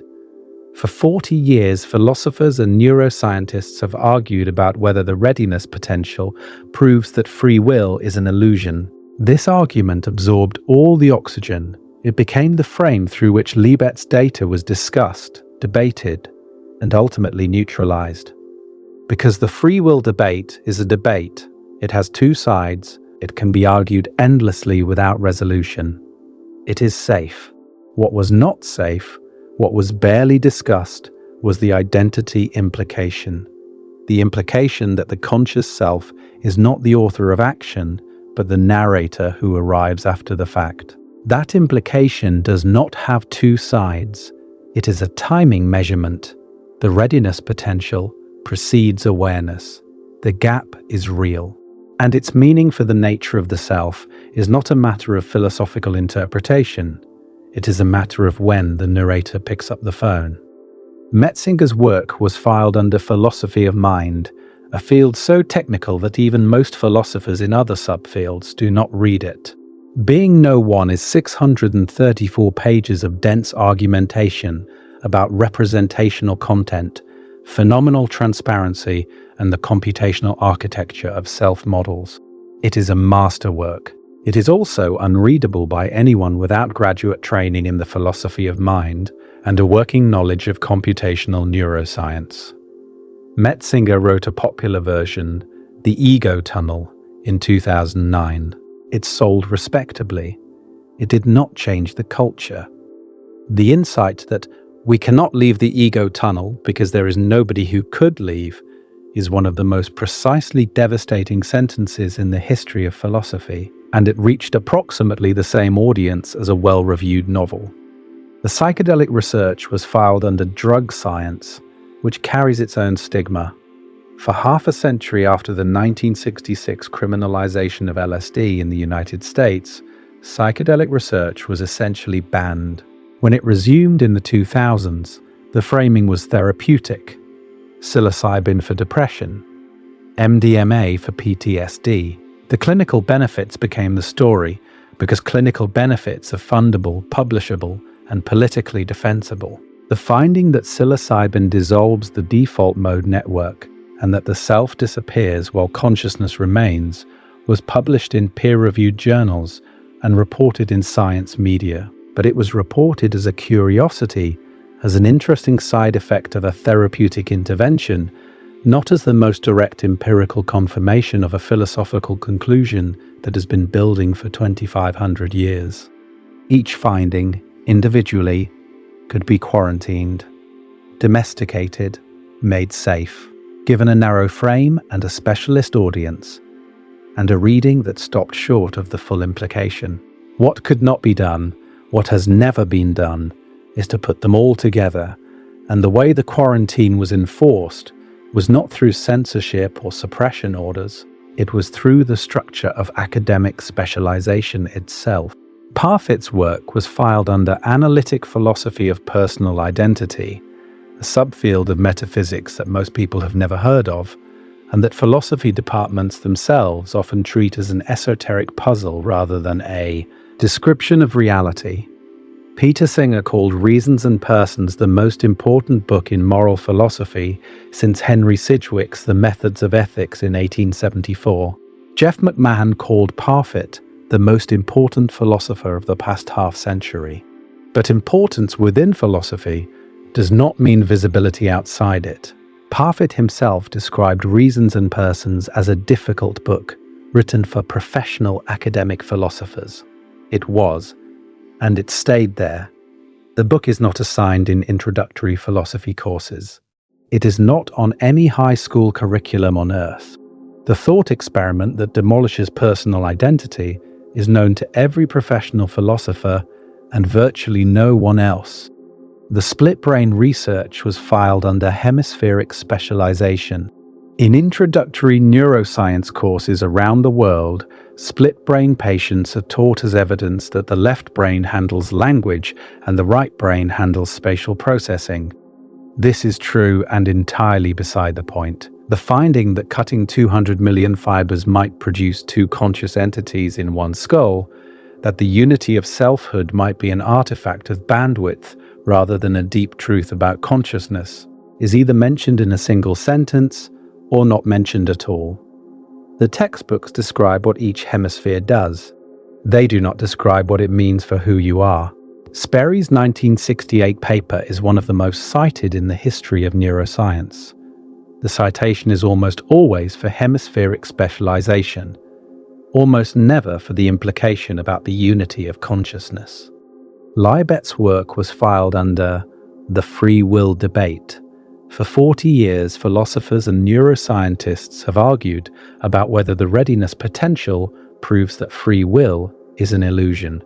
This argument absorbed all the oxygen. It became the frame through which Libet's data was discussed, debated, and ultimately neutralized. Because the free will debate is a debate. It has two sides. It can be argued endlessly without resolution. It is safe. The free will debate is the kind of argument that academics can sustain for careers. It generates papers, conferences, books, reply papers, and counter-reply papers. It fills journals. It keeps people employed. What was not safe, what was barely discussed, was the identity implication. The implication that the conscious self is not the author of action, but the narrator who arrives after the fact. That implication does not have two sides. It is a timing measurement. The readiness potential precedes awareness. The gap is real. And its meaning for the nature of the self is not a matter of philosophical interpretation. It is a matter of when the narrator picks up the phone. Metzinger's work was filed under philosophy of mind, a field so technical that even most philosophers in other subfields do not read it. Being No One is 634 pages of dense argumentation about representational content, phenomenal transparency, and the computational architecture of self-models. It is a masterwork. It is also unreadable by anyone without graduate training in the philosophy of mind and a working knowledge of computational neuroscience. Metzinger wrote a popular version, The Ego Tunnel, in 2009. It sold respectably. It did not change the culture. The insight that we cannot leave the ego tunnel because there is nobody who could leave is one of the most precisely devastating sentences in the history of philosophy, and it reached approximately the same audience as a well-reviewed novel. It was reviewed in newspapers, discussed on a few podcasts, and forgotten within a year. The psychedelic research was filed under drug science, which carries its own stigma. For half a century after the 1966 criminalization of LSD in the United States, psychedelic research was essentially banned. The Controlled Substances Act of 1970 classified psilocybin and LSD as Schedule I substances, defined as having no accepted medical use and high potential for abuse. When research resumed in the 2000s, it had to fight for every grant, every approval, every institutional review board clearance. The framing that enabled this return was therapeutic. Psilocybin for treatment-resistant depression, MDMA for post-traumatic stress disorder. The clinical benefits became the story because clinical benefits are fundable, publishable, and politically defensible. The finding that psilocybin dissolves the default mode network and that the self disappears while consciousness remains was published in peer-reviewed journals and reported in science media. But it was reported as a curiosity, as an interesting side effect of a therapeutic intervention, not as the most direct empirical confirmation of a philosophical conclusion that has been building for 2,500 years. Nobody ran the headline, "Drug confirms that your self is an illusion," because that headline, while accurate, would have been career-ending for anyone who wrote it. And so the synthesis was never performed. Each finding sat in its specialist container. Philosophers read Parfit, neuroscientists read Gazzaniga, consciousness researchers read Metzinger, psychedelic researchers read Carhart-Harris. Meditators practiced, and the convergence that would have changed everything, the simple act of placing these findings side by side and saying they are the same finding, remained unperformed, not because nobody saw it, but because seeing it required standing in multiple disciplines simultaneously, and academic careers are built in one discipline at a time. What someone would have needed to say, in public in plain language, is this: Parfit showed it philosophically, Sperry showed it surgically, Gazzaniga showed the confabulation mechanism. Libet timed the delay, Metzinger formalized the model, Damasio mapped the layers, Carhart-Harris dissolved the network, and the Buddha described the whole thing 2,500 years before any of them were born. These are not separate findings, they are the same finding. And the finding is that you do not exist in the way you think you do. That synthesis would be front-page news. It would be the biggest story in the history of science communication.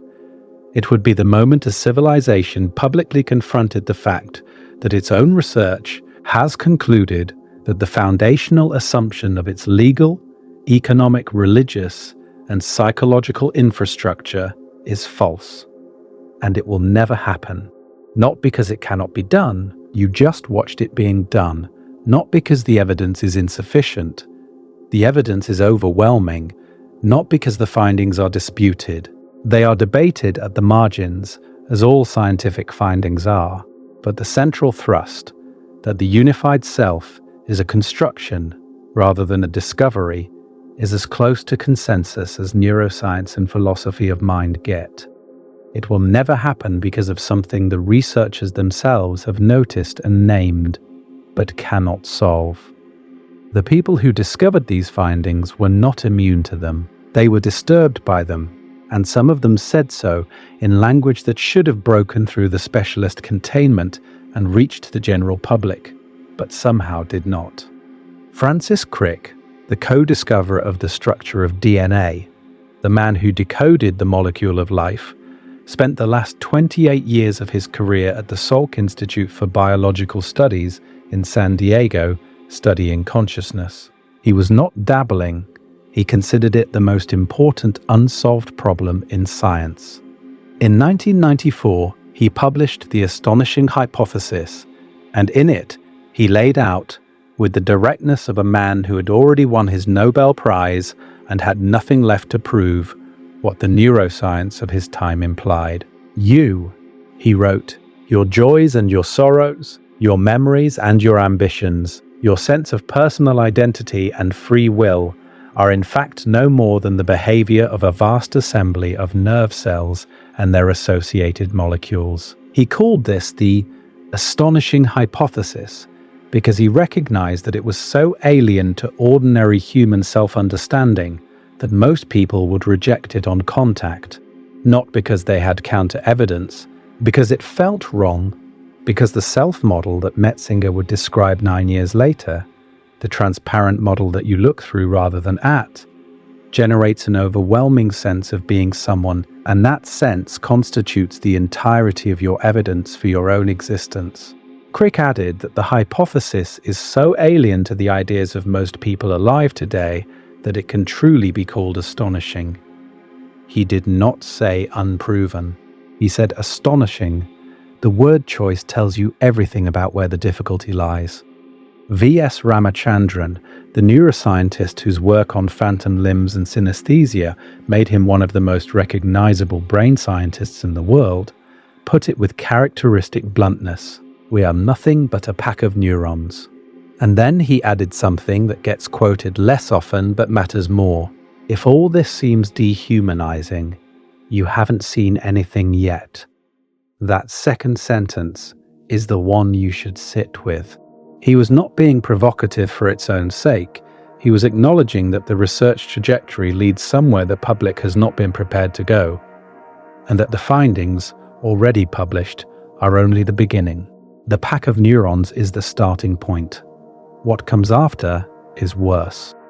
Anil Seth, a neuroscientist at the University of Sussex and one of the most influential contemporary consciousness researchers, published Being You in 2021. In it, he writes that the entirety of perceptual experience is what he calls a neuronal fantasy, that experiences of unified selfhood do not signify the existence of an actual self, and that we are all hallucinating all the time. When we agree about our hallucinations, we call it reality.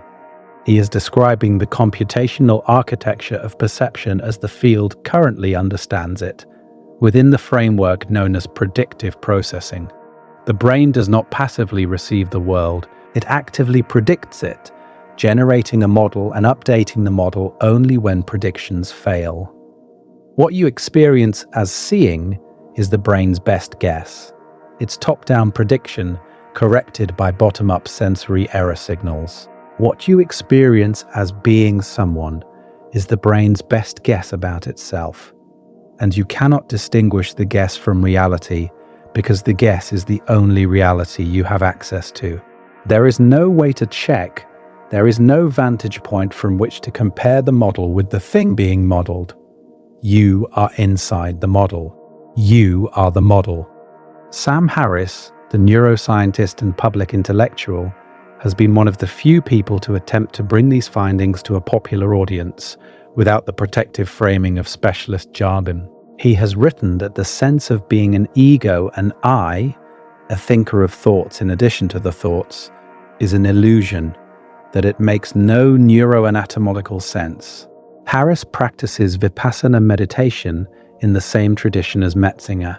He has described the experience of looking for the self and failing to find it, of turning attention inward and discovering not a subject, but an absence where a subject was expected. He frames this not as a philosophical conclusion, but as an empirical observation that anyone can replicate. Sitting in a chair with their eyes closed, if they are willing to look carefully enough at the place where they assume they are. But Harris also demonstrates the limits of communication on this topic, and those limits are the most important data point in this entire story. His books sell in the millions. His podcast reaches tens of millions of listeners. He has been explaining the illusory nature of the self to the English-speaking world for over a decade, in plain language, with practical instruction. With the credibility of a PhD in neuroscience and 20 years of contemplative practice. And the concept has not landed. It has not changed behavior. It has not changed institutions. It has not changed culture. People listen. They nod. They find it interesting. They recommend the podcast episode to their friends. And then they go back to being someone. Because the alternative is not a lifestyle change, or a belief change, or a perspective shift. The alternative is the dissolution of the thing that would do the believing. You cannot talk someone out of an illusion that constitutes them, not because the argument is weak, because the listener is the illusion. Daniel Dennett, who died in April of 2024, spent decades developing what might be the most rigorous attempt to explain the self in functional terms. He argued that the self is a center of narrative gravity, an abstract point, like the center of gravity of a physical object, that exists as a useful theoretical construct, but does not correspond to any physical entity in the brain.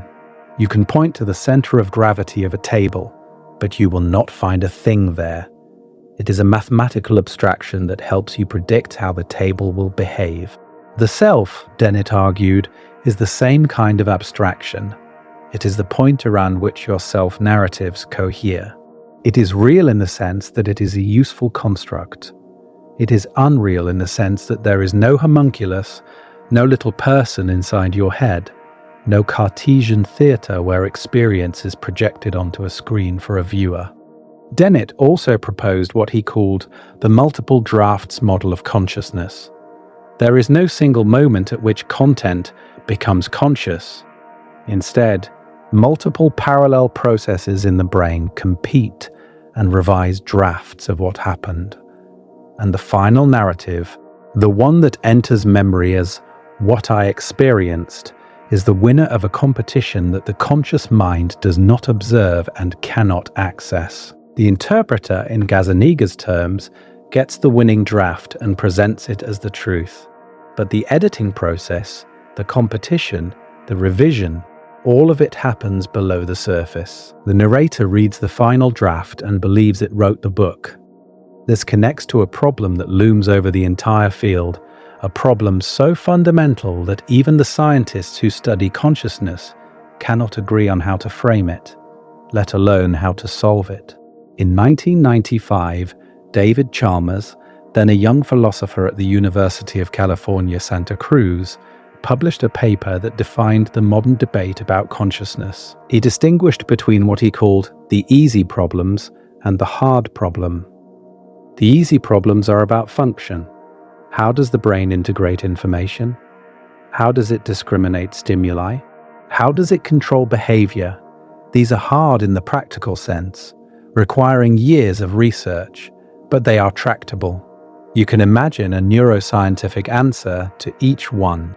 The hard problem is different. The hard problem is, as Chalmers phrased it, why is the performance of these functions accompanied by experience? Why is there something it is like to see red? Why does pain feel like something? Why does the brain not just process information silently, in the dark, without any inner light? You could, in principle, have a being that performs all the functions of a conscious person, that discriminates stimuli, integrates information, reports on mental states, behaves identically to you, but has no subjective experience whatsoever. Chalmers called this a philosophical zombie. The fact that you can conceive of such a being without contradiction means that consciousness is not logically entailed by function. Something else is going on, and nobody knows what it is.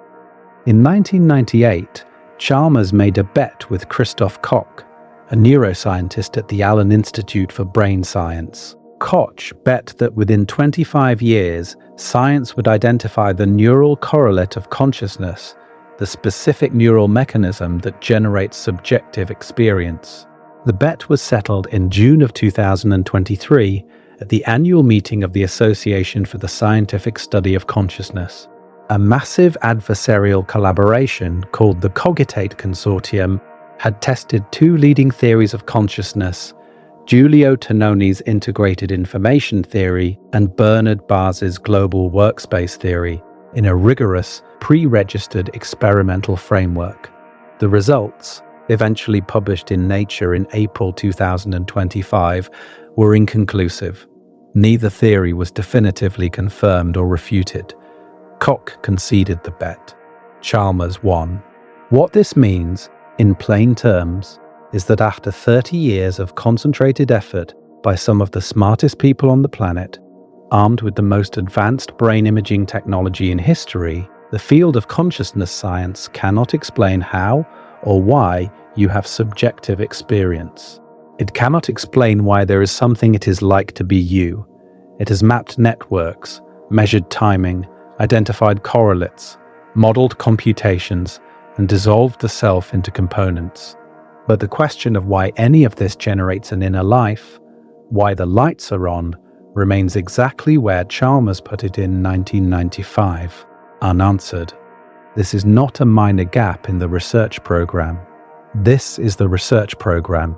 The entire field of consciousness science exists because of the hard problem, and the hard problem is unsolved. And the implications of the unsolved problem for personal identity are devastating in a way that almost nobody has put together publicly.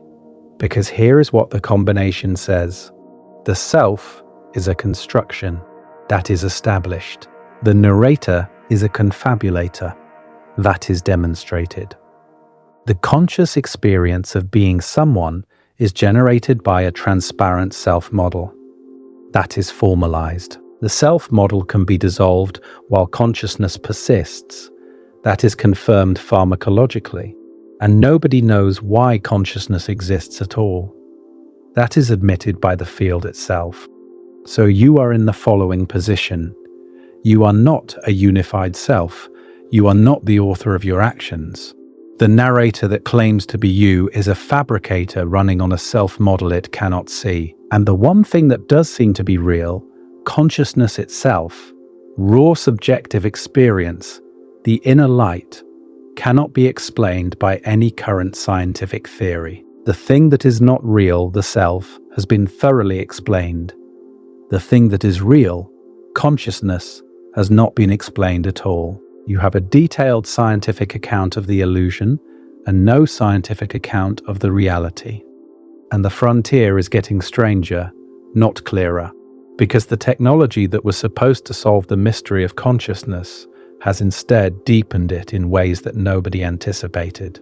In 1986, Sidney Brenner and his colleagues at Cambridge published the complete connectome of Caenorhabditis elegans, a nematode worm approximately 1 millimeter long.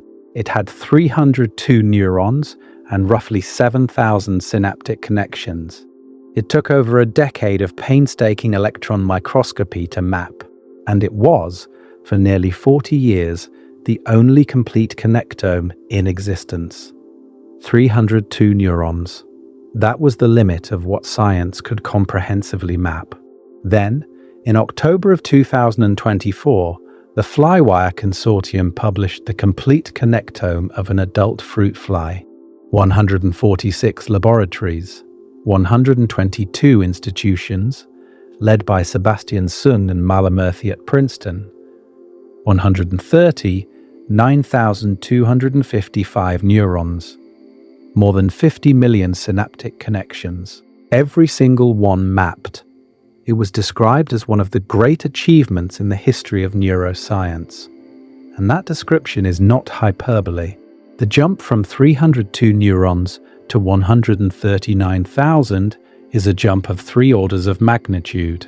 In April of 2025, the Microns project published the connectome of 1 cubic millimeter of mouse visual cortex. That single cubic millimeter contained approximately 76,000 neurons and 500 million synapses. 1 cubic millimeter. A grain of sand's worth of mouse brain. The human brain has roughly 86 billion neurons and somewhere between 100 trillion and 1 quadrillion synaptic connections. The complete fruit fly connectome, the achievement of 146 labs and decades of effort, mapped an organism whose brain has roughly 60,000 times fewer neurons than yours. The 1 cubic millimeter of mouse cortex, which required its own massive international collaboration, contains roughly 1/1,000,000th of the total volume of the mouse brain. Scaling from where we are to a complete human connectome is not a matter of incremental progress. It is a matter of building technologies that do not yet exist and applying them at scales that are currently beyond computational reach. And even if we had it, even if 1,000 labs worked for 50 years and produced a complete map of every neuron and every synapse in a human brain, it would not tell us why the lights are on. It would tell us what connects to what. It would not tell us why the connections generate experience. The connectome is a map of structure. Consciousness is not structure. The gap between the wiring diagram and the felt quality of being alive is the hard problem, and the hard problem does not get easier with more data. It gets more vivid, because the more precisely you map the mechanism, the more precisely you can state the question, and the question is always the same. Why does this mechanism produce an inner life? Why is there something it is like to be this network? And the map, no matter how complete, cannot answer that. When people discuss mind uploading, the idea that you could scan a brain at sufficient resolution and recreate it in a computer, the connectome is usually where the conversation starts. If you had the complete wiring diagram, neuron by neuron, synapse by synapse, including the strengths and dynamics of every connection, you could in principle simulate it. And the simulation would behave like you. It would claim to be you. It would have your memories. It would insist, with the same conviction you feel right now, that it is the real one. But would it be conscious? Would the lights be on? Or would it be Chalmers's philosophical zombie, a perfect behavioral replica, with no inner life, no felt experience, nothing it is like to be it? A neuroscientist at Georgia Tech stated in 2025, with a bluntness unusual for the field, that we are nowhere close to this capability. Scientists cannot replace even a single real neuron with an artificial one that replicates its full biological function. The gap between mapping a connectome and simulating one is not a gap of degree, it is a gap of kind. Randall Cohen, one of the leading advocates of whole brain emulation, acknowledged in the same year that the primary challenge is what he called the functionalization problem, the problem of making connectome data actually work as a running emulation rather than just a static map, and that this problem remains fundamentally unsolved. Anders Sandberg, a researcher at the Future of Humanity Institute at Oxford, estimated the probability of brain emulation within 10 years at roughly 5%. Not because the idea is wrong in principle, but because the engineering required is so far beyond current capability that most working neuroscientists consider it aspirational rather than practical. John Searle, a philosopher at UC Berkeley, posed the fundamental challenge to this entire project back in 1980, before most of the principals were even thinking about it. His thought experiment is called the Chinese room. Imagine you are locked in a room. Through a slot in the door, people pass you questions written in Chinese. You do not speak Chinese. You have no understanding of Chinese whatsoever, but you have a rule book written in English that tells you exactly which Chinese symbols to write in response to which Chinese symbols you receive. You follow the rules meticulously. You pass your responses back through the slot. From outside, your responses are indistinguishable from those of a native Chinese speaker. You pass every test of Chinese fluency that anyone can devise. But you do not understand Chinese. You are manipulating symbols according to rules, syntax without semantics, process without understanding. The room passes the test. Nobody in the room understands Chinese. Searle's point was that computation alone is not sufficient for understanding, and by extension, for consciousness. A computer simulating a brain, no matter how accurately, is manipulating symbols according to rules. It may produce perfect behavioral outputs. It may claim to be conscious. It may pass every test you can design. But the claim that it is conscious, that the lights are on inside, that there is something it is like to be the simulation, does not follow from the fact that it performs the right computations. Something else would need to be true. And we do not know what that something else is, because the hard problem is unsolved. This means that the dream of mind uploading the technological escape hatch from mortality that Silicon Valley has been quietly funding for decades runs straight into the same wall that Parfit hit in 1984. If you upload a perfect copy of your brain to a computer, and the copy wakes up and claims to be you, which one is you? Parfit's answer has not changed. The question has no answer. There is no further fact, and now stack the hard problem on top of it. Even if the upload is a perfect functional replica, even if it behaves identically to you in every measurable way, the question of whether it is conscious, whether anybody is home inside the simulation, whether the lights are on or the room is dark, is a question that current science cannot answer. You could build a perfect copy and have no way of knowing whether you created a person or a puppet.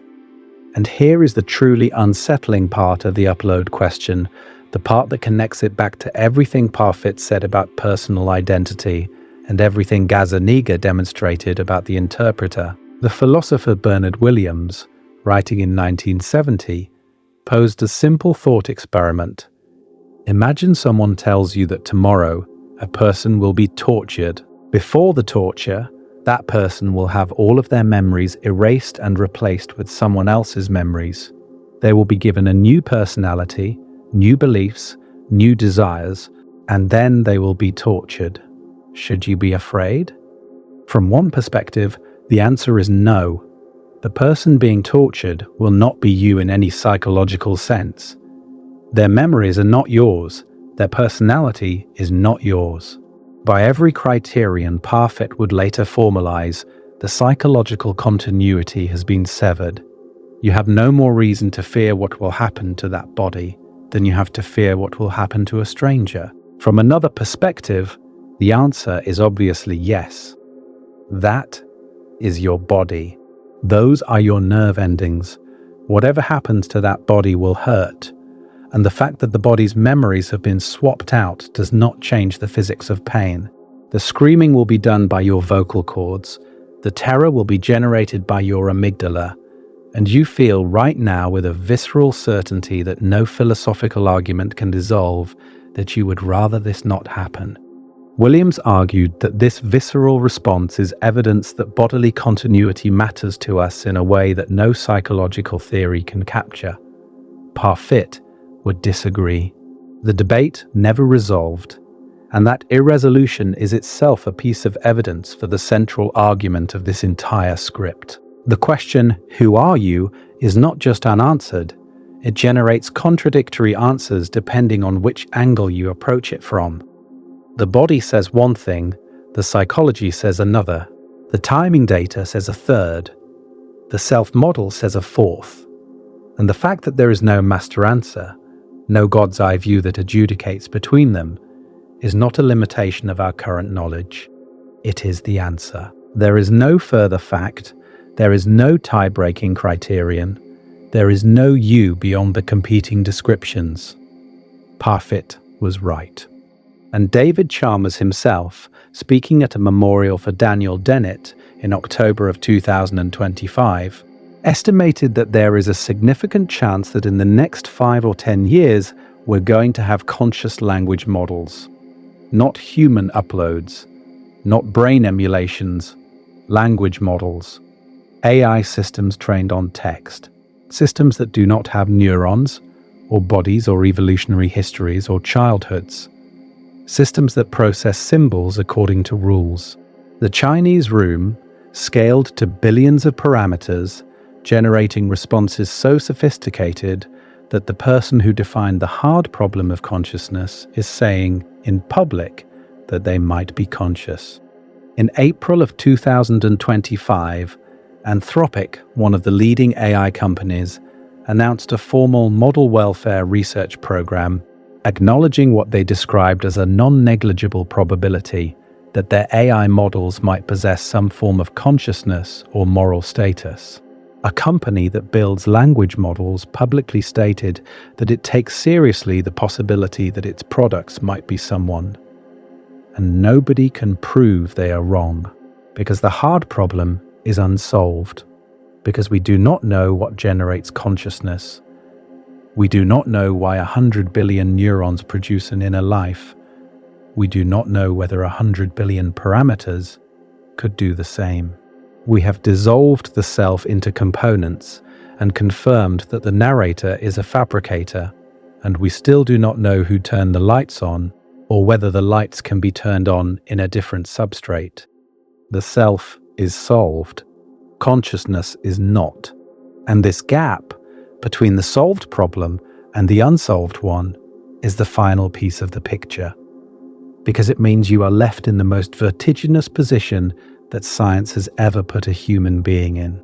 You now know, with a degree of convergent evidence that exceeds most established findings in medicine or physics, that the entity you experience yourself as being, the unified, continuous, decision-making self that wakes up in the morning and goes to sleep at night and fears death and makes plans and loves people, is a construction, a narrative, a transparent model generated by neural processes that you cannot access, operating on a timeline that your conscious awareness arrives too late to influence, producing a story that your left hemisphere's interpreter presents as autobiographical truth, without knowing that it is confabulating.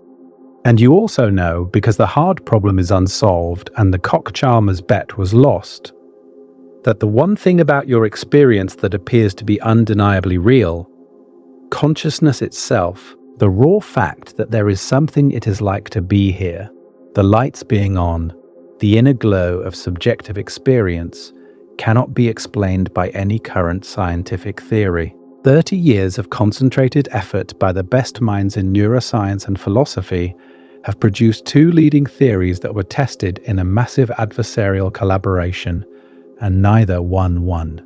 The thing that is fake, the self, has been thoroughly explained. The thing that is real, the inner light, has not been explained at all. You are a narrator who does not exist, running on a consciousness that nobody can account for. The story has been decoded. The stage it is performed on remains a total mystery, and here is where the reason you were never taught any of this becomes finally, completely, unavoidably clear. Because the problem is not just institutional. It is not just that the legal system needs a unified agent, or that the economy needs persistent preferences, or that religion needs an immortal soul, or that psychology needs a patient who persists from one session to the next. Those are real obstacles. They are formidable, but they are, at least in principle, surmountable. Laws can be rewritten, economic models can be updated, theology can adapt as it has adapted to heliocentrism, to evolution, to the Big Bang. Psychology could, in theory, reconceive its practice around the management of narratives rather than the healing of cells. None of that has happened, but it could happen. The institutional resistance is immense, but not permanent. The deeper problem is permanent. It is structural. It is built into the architecture of the thing the science describes, and it is the thing I have been pointing towards since the first 2 minutes of this. The self cannot accept its own non-existence, not because it is psychologically difficult, though it is, not because it requires courage, though it does, but because the very act of accepting requires a self to do the accepting. The structure of the illusion includes the mechanism of its own maintenance. To understand that you do not exist, you would need to understand it. To believe that the self is a construction, you would need to believe it. To absorb the finding, you would need to be there to absorb it. And the finding is that the you that would do the absorbing is the construction. The student cannot attend the lecture because the student does not exist, and the non-existence of the student is the content of the lecture. This is not a riddle, it is not a koan, it is a precise description of a logical constraint. Metzinger saw it. He wrote that these findings present a new kind of self-knowledge that most of us just cannot believe. The cannot is doing the work in that sentence. It is not a claim about willingness. It is a claim about capacity. The self-model is transparent. You cannot see it as a model. Therefore, you cannot see through it. Therefore, you cannot accept a finding that requires you to see through it. The illusion is self-maintaining because the mechanism that would need to dismantle it is the illusion itself. Parfit glimpsed it too, though he described it differently. He wrote that when he accepted his own view, the walls of the glass tunnel disappeared. But notice what he said next. He lived in the open air. He felt closer to other people. His death became less depressing. These are all descriptions of experience. Someone was experiencing the dissolution of the tunnel. Someone was feeling the openness. Someone was caring less about death. The self-model did not disappear. It reformed around the new belief. The tunnel changed shape. It did not vanish. And Parfit, the man who wrote more persuasively than anyone alive that personal identity is not what matters, spent the final decades of his life in an escalating panic about running out of time. Remember what I told you at the beginning about the photography. Parfit loved Venice and St. Petersburg. He went to both cities every year, sometimes more than once. He considered them the only two cities in the world worth visiting. Everything else was a distraction. He photographed their buildings with an obsession that colleagues described as consuming. The photographs had to be perfect. The light had to be exactly right. He would wait for hours. He once got frostbite in St. Petersburg, standing in sub-zero temperatures waiting for the afternoon light to hit a building at the angle he needed. A local pedestrian started rubbing snow on his face as an improvised treatment for the frostbite. Parfit, who did not speak Russian and did not understand what was happening, thought he was being attacked. His photographs are on the covers of all 4 of his published books. They are beautiful. They are meticulous. They are the work of someone who cares about particular, specific, concrete things existing in the world and being preserved exactly as they are. And in his later years, he stopped. He abandoned photography entirely. His colleagues noticed. Some of them asked why. The reason, when he gave it, was devastating in its simplicity. He was afraid he would not live long enough to finish his philosophical work. Every hour spent on photography was an hour not spent writing. Every trip to Venice was a trip not spent at his desk. The man who had proved, with greater rigor than anyone in the history of philosophy, that personal identity is not a further fact, that the distinction between his life and other lives is less stark than it appears, that his own death should concern him less because "I will be dead" is a misleading way to describe what death actually involves. This man felt, with an urgency that shaped every remaining day of his life, that his particular, individual, unrepeatable existence was running out, and that the time he had left was not enough. He ate cold food because cooking took time, raw fruits and vegetables, standing up sometimes while reading. He wore the same grey trousers and white shirt every day because choosing clothes took time. He carried a large Smirnoff vodka bottle everywhere he went because it held water, and finding a proper water bottle was time he did not have. He returned colleagues' manuscripts with dense handwritten comments within hours, not because he did not value his own work, but because he could not bear the thought of someone else's intellectual progress being delayed by his inattention. He once said, with a sincerity that everyone who knew him confirms was total and unperformative, "I just cannot believe that anyone deserves to suffer." And yet he suffered himself daily from the pressure of time, the weight of unfinished arguments, the relentless sense that there was more to say and not enough life in which to say it. He told friends that each day that is wasted is a small death. This is not the language of someone who has internalized the dissolution of personal identity. This is the language of someone whose identity is consumed by the knowledge that identity does not matter, and who cannot reconcile the two. The glass tunnel walls had disappeared, and the open air was cold. He married the philosopher Janet Radcliffe Richards in 2010, at age 67. Colleagues were surprised. He was not the kind of person anyone expected to marry, but he had told people years earlier that being a reductionist about personal identity made other people feel closer, not more distant. If the boundary between your life and other lives is less sharp than it seems, then caring about another person is less of a leap. The same argument that dissolved the self also dissolved the barriers between selves. Parfit experienced this as liberating. He experienced many things as liberating. And then he went back to his desk and worked, terrified of the clock. He died on the 1st of January 2017. The death was sudden and unexpected. He was 74. He had been working, as he always was, on the next installment of his philosophical project. He was deep into Volume 4 of On What Matters, his magnum opus on ethics and reasons. The work he had abandoned photography and comfort and rest and cities and light to make time for. He never finished it. The volume was never written. The argument that needed decades more was cut off mid-thought. His last published words, written for a preface to what would have been that 4th volume, read, "I regret that in a book called On What Matters, I have said so little about what matters. I hope to say more in what would be my volume 4. He did not say more.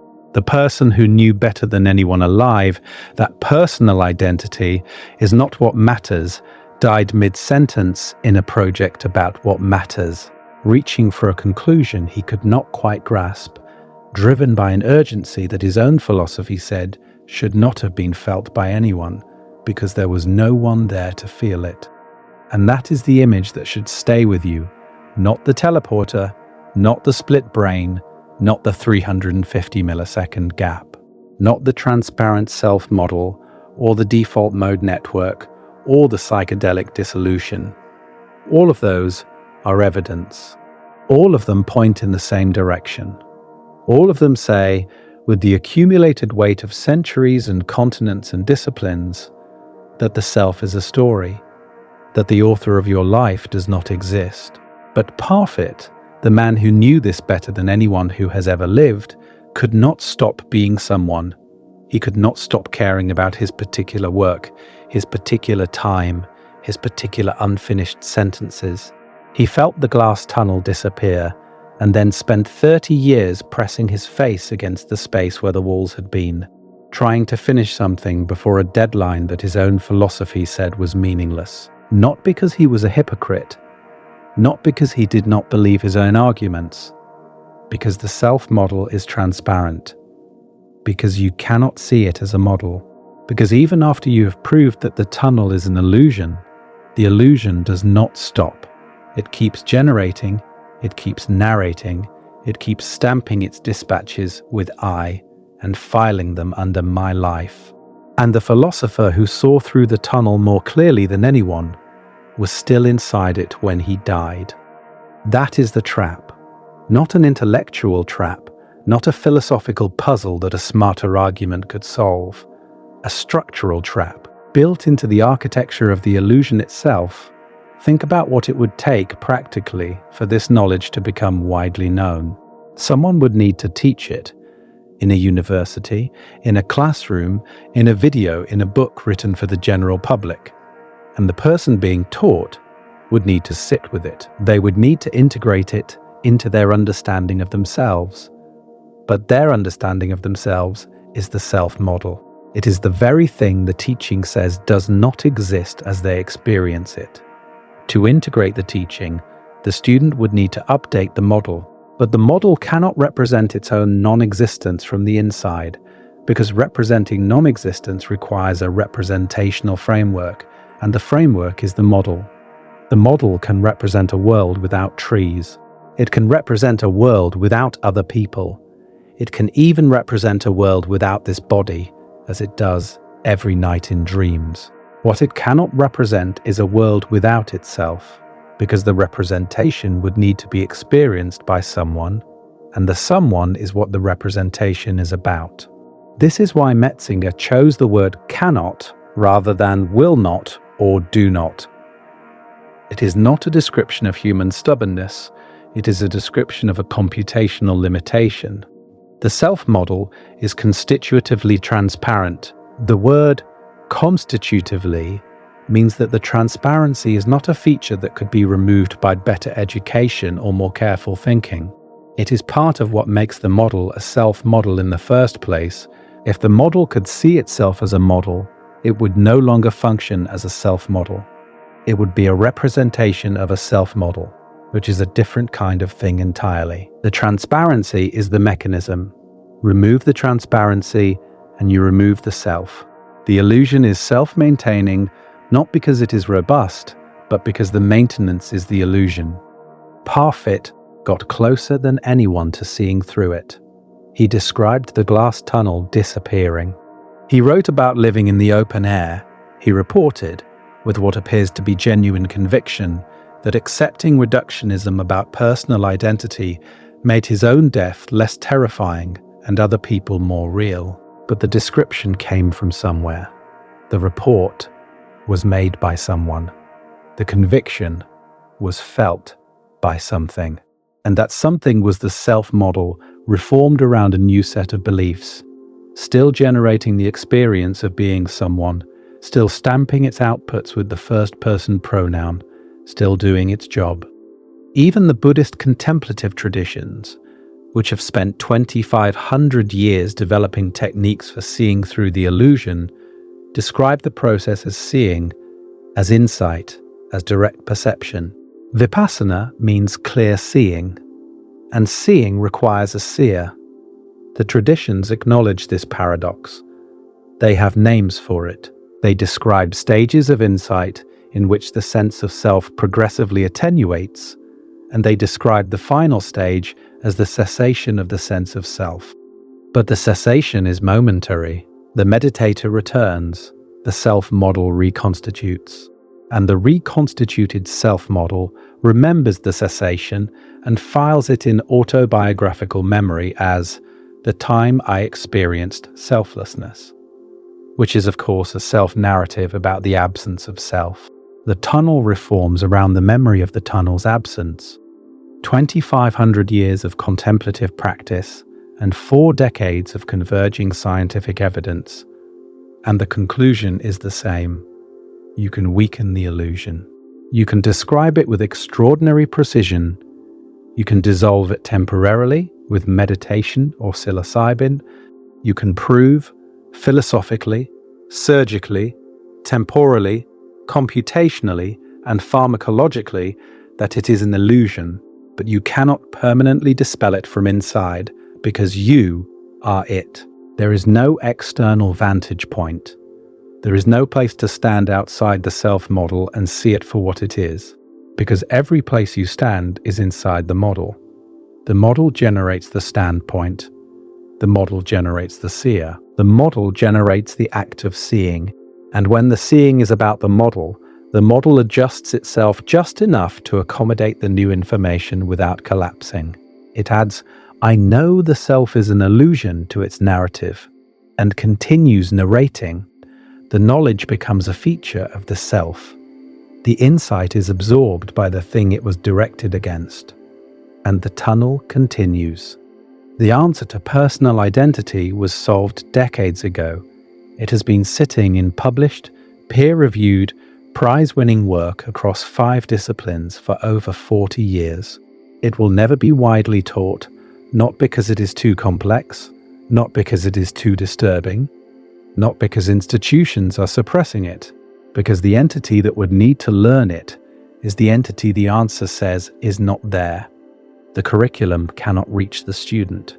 The student is the curriculum, and you have been listening to this for the last 2 hours, following the evidence, understanding the arguments, feeling the weight of the convergence, and the thing that has been listening, the thing that followed, the thing that understood, the thing that felt the dread when the implications landed, is the thing the evidence says does not exist. You know this now, and you cannot unknow it. And the fact that you cannot unknow it, the fact that it will sit in your memory and return to you at odd moments, in the shower, before sleep, in the middle of a conversation when someone asks you who you are, proves that the narrator is still running, still fabricating, still stamping its dispatches with the word I, still claiming authorship of a life it did not write, still telling the story of a person who is not there. The calculations have been checked. The split brain data has been replicated. The timing has been confirmed. The self-model has been formalized. The dissolution has been demonstrated. The convergence is complete. And the thing that would need to hear the conclusion is the thing the conclusion dissolves. The lights are on. The narrator is talking. And nobody is home.